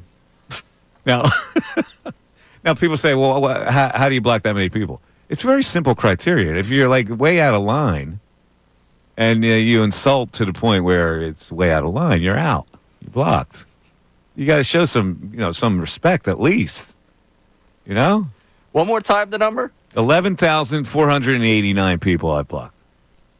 Now, does that mean they no longer follow you? I think with the new feature, they now can still see, but they can't interact. Well, and that's the point. I go, all right, you want to interact with me? We can interact. But when you go over the line, what do you want me to do? Carry you? Like, I don't understand. It's like a natural thing. All right, you feel that way? Then you don't have to put up with me anymore. Boom, you're out. I believe it was in the last few months, Mike, that I actually passed halfway to the number of people you have blocked in followers. Really? Well, I have like 145,000 followers. Yeah, no, you're doing pretty good on that. So if I block all those if I added those blocked accounts, would that increase my followers? Yeah. It would? I mean, that's assuming all those people continue to follow you. They might be a little insulted by your whole blocking, and then, you know what, I'm going to unfollow them. They might, and that's okay. Yeah. I muted 1,832. Wait, one more time? Muted accounts. 1,832. Okay, so you got like a 12,000 person just void I got nothing to do with them. I don't blame you. I'm trying to block accounts. Really, I sit down, I look at my Twitter at night, and if somebody wants to bust my wagon for no reason, I go, all right. Was that fun for you? Now I'll see you later. That's the way I look at it. I have 7. 7 blocks? 7 blocks. All right. Well, it's the fact that you blocked 7 people got on your nerves so much that you blocked them. Yes, and all right. Well, that's the same with me. Just increase it by add 11,574 to it. Also muted 47. There you go. Yeah. You don't want to hear from him anymore. Yeah. It's like, why you want to got blood pressure rise by saying something really rude? Wow, I can't believe I've muted some of these people. All right, there you go. I don't know what they said to me. There could come a day where I spend 17 hours unblocking people. I think that would take me that long. Coming up in like the next 4 or 5 weeks, we're about to get to the desolate calendar. I would love to get the call in from the people that want to be unblocked. Okay. And for them to plead their case and give you the ad. If you did that, I would unblock you. Because I received a text. This really? Friend of a friend here, so I don't know who it actually is. Friend texts me. I have to go inform my friend he's one of the 10,000 people blocked by Mike. 11,000. 11,000. Well, it was before we got the official number. Seriously, I give everybody amnesty. Hey, listen, man, I was, a tough day that day, and I said something inappropriate. I go, okay, all right, you're back in. Yeah, that's all. I'm benevolent like that. Very kind of you. Let's go to Joe in Norwood. Joe, you're on 97.5 The Fanatic. Joe. Mike. Hello, Joe. How you doing? Good. How you doing? I just want to. I have 4 quick points. Go ahead. About Bill, your friend. Yes, my friend. He really doesn't like you guys. Yeah. Yeah, he's a fake friend. He abandoned us like crazy. My man said, we're going to go out and play golf. We're going to go out and play golf. No golf. All of a sudden, he and Ricky, they're teeing it up together like chums. Uh-huh. It's all bull. You'll never golf. There you go. He's a fugazi. Yeah, he's total phony. Yeah. Hey, we're going to do this. We're going to do that. Never happened. Yeah, greener pastures came his way. I remember you guys on the way up. Yeah. Uh-huh. Yeah, he don't care about you. Yeah, I hear you. And people, and he's from Jersey, right? Yeah, so what is this connection with Jersey? Jersey people, look, I'm going to make a lot of enemies, but they're different. They're different. They're strange. I'm a union carpenter. I do flooring. Uh-huh. And when guys come on the job, I haven't met them, and I talk to them for 3 minutes. I'm like, you're from Jersey. What is it about? What do you mean? Like, how are they different? It's the water. I said it's the water. I'm from Delaware County. I'm like, yeah, call us what you want. It's the water. Like we're, go, all that stuff. But we're real people with real values. Oh, you know what it is? It's too sterile out there, Joe. There's too many pretty circles and highways and strip malls. It's utopia out there in Jersey. Yeah, whatever. It's weird. They're weird and they're sneaky. You got to look out for them. What else did you want to talk about? I've worked with many guys. Okay, real quick. Yeah. Life observation, ready? Number 1. Go ahead. How about when you're on hold, right, and you got that, that little brief hold where someone's looking up something, yeah, and they hit you with the, It's all the same beat all the time. You could be on 30 different phone calls. It's that little. You're right. You're right, man. That's a good call. They're different they're in Jersey. It's the water, right? The water. It's the water. Oh, I know. Greg in Bethlehem checking in. What's up, Greg? How you doing? Gentlemen, good afternoon. Well, late call for you today. I don't think we've ever heard from you at this time. No, I was busy earlier. Sorry. I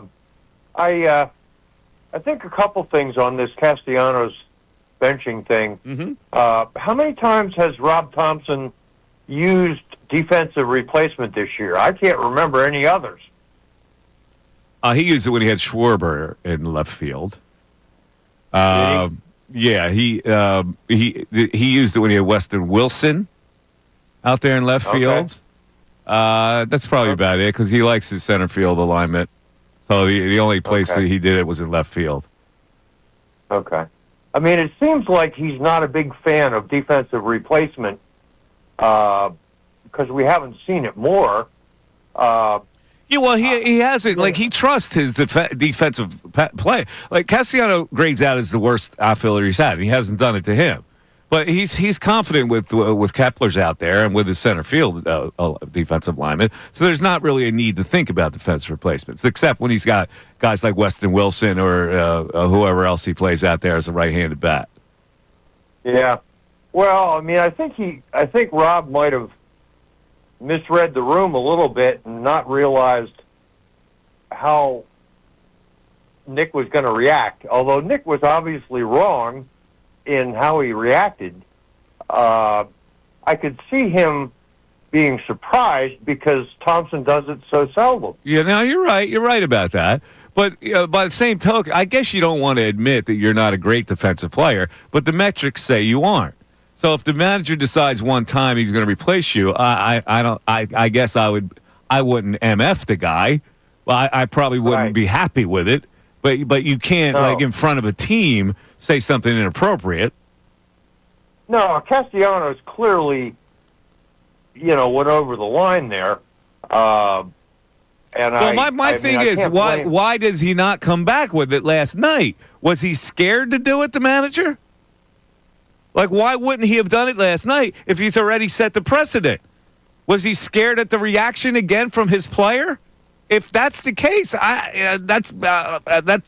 hits me the wrong way. Well, I think a manager has to be part psychologist, and having seen how Castellanos reacted, even though it's like a kid throwing a fit in a grocery store. You give him the candy the next time. Well, that's the question. That's where the psychology comes in. I don't know if you can do that. I don't know if you can give him the candy once you set it up, because then he wins. Yeah, the player has won in a power struggle here. He's won. Well, it appears that way in this situation. I don't think we're going to see it a whole lot. Well, I don't know if we're going to see it ever again, to be honest with you. If he was scared to do it last night, maybe he's scared to do it for forever. We have Phillies news? We got a little Phillies news here. What's the Phillies news that we have? The Phillies have selected Buddy Kennedy and optioned Weston Wilson. Oh, boy. And with that move, Aaron Nola is headed to the 60-day injured list. 60 days? So it's going to be retro to whenever he went on the injured list. But, yeah. Oh, man. So, bye-bye Weston Wilson. There we go again with the recycled guys that are AAA or a little above AAA players who don't have a position. They have a ton of them, Ray. Yeah. They have cornered the market on the Weston Wilson, Buddy Kennedy type of player. I'm just curious what specifically participated in this. If Kennedy had like an opt-out that he was gonna trigger, that he was going to leave the organization. Was he on fire in AAA? What was his situation in AAA? Kennedy, was he a hot hitter? 283, 388, 447. So an 835 OPS down there. So not bad. Yeah, I guess. International League Player of the Month for May. Poor Weston. Couldn't get it together enough to stick. Wilson's so there'll be no more dub, much to Bill's chagrin. I know. Hey. Now he's got BK. Jamie in Ohio checking in. What's up, Jamie? What's up, Mikey Miss? How you doing, Jamie? Long time. Thanks, buddy. Doing good, man. I used to listen to you all the time when you were in the afternoon block when I used to live in Philly. Thank you, man. I appreciate you listening to me in Ohio. Yeah, man. Dayton, Ohio right now. Ooh, Dayton, Ohio. Okay. Kind of Reds, Bengals country. The home of the Flyers. Yes, that is right. There you go. Yep. I've got like a question on a possible violation that I can't work out, and my buddies keep giving me crap, and I can't figure it out. Go ahead. So I've got a weird background with sports, right? I grew up in the Boston area. I'm a lifelong Red Sox fan and Celtics fan and Bruins fan, but I also had Philly family, and they got me on the Randall bandwagon when I was growing up as a kid, and I've been a lifelong Eagles fan. Ooh. Fast forward. No Patriots with all that success? I'm telling you, man, I never switched, and I got my friends will vouch, but I also did get to see the Brady come up while I was still there, which was honestly kind of fun to watch on the sidelines without all the emotional attachment. Man, that's got to be tough. You root for all those Boston teams, the Patriots winning Super Bowls, and you're out on them. Well, not only that, in 2004, when I was still living there, the Pats beat the Eagles in the Super Bowl, and I was living there at the time, so I had to deal with all that crap. Yeah, But fast forward, right, and I moved to Philly in 2005, and I was there until like 2015, and I fell in love with the Phillies while I was there. They won the series while I was there. Mm-hmm. And now that the Phillies are they're having a great season, I've been paying attention to them ever since I moved to Philly. And since, and now I'm getting crap from all my friends saying I'm not allowed to have a National League team and actually care about this team. All of a sudden, Mikey, I actually care about the Phils all of a sudden. For years, it was just out. All right, so what's the violation? Have you abandoned your Red Sox loyalty? Absolutely not. Oh, well, you're good then. You're good. It's no violation. Yeah, it's okay. Yeah, it's totally okay. Like, if your friends know that you're still a Red Sox guy and you just like the Phillies as the National League team, they can't have a beef with that. That's no violation. All right. Yeah. Now, if you said, I like the Phillies more than the Red Sox now, that would be a violation. I think it would too, but I also don't think that could ever happen just because of the years. Yeah.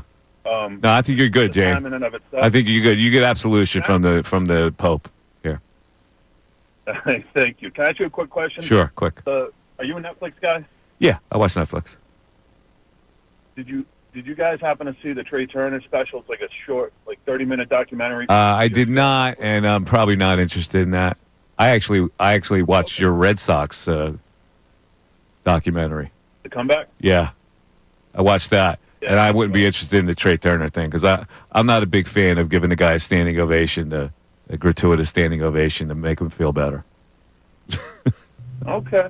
Yeah. All right. Yeah. I don't do that kind of thing. You know.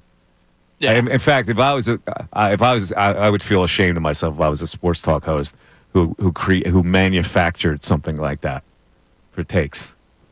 I would. I'd be embarrassed if I was a sports talk host. And I orchestrated some movement to give him a standing ovation to make him feel good. Now, does that happen? I don't know. Maybe it happened. I wouldn't be party to that. Who was even deserving of the credit? Am I going to get a Crossing Broad story now? like our buddy. Oh, all right. One more thing with this Buddy Kennedy. Yes, go ahead. Kennedy had recently exercised an upward mobility clause in his minor league deal, making him available to 29 other teams. Phillies opt to promote and keep him. There you go. Well, that should be better off then. Oh, yeah. Are they going to play him in left field? Lord knows. Any word on that? It's a waste of a 40 Will they play him in left field? I mean, I guess if Weston Where else would they play him?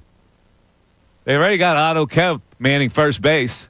Where would they play, Buddy? Is this the world where we start to see Otto Kemp in left field? No, I think you'll see Buddy before Otto Kemp.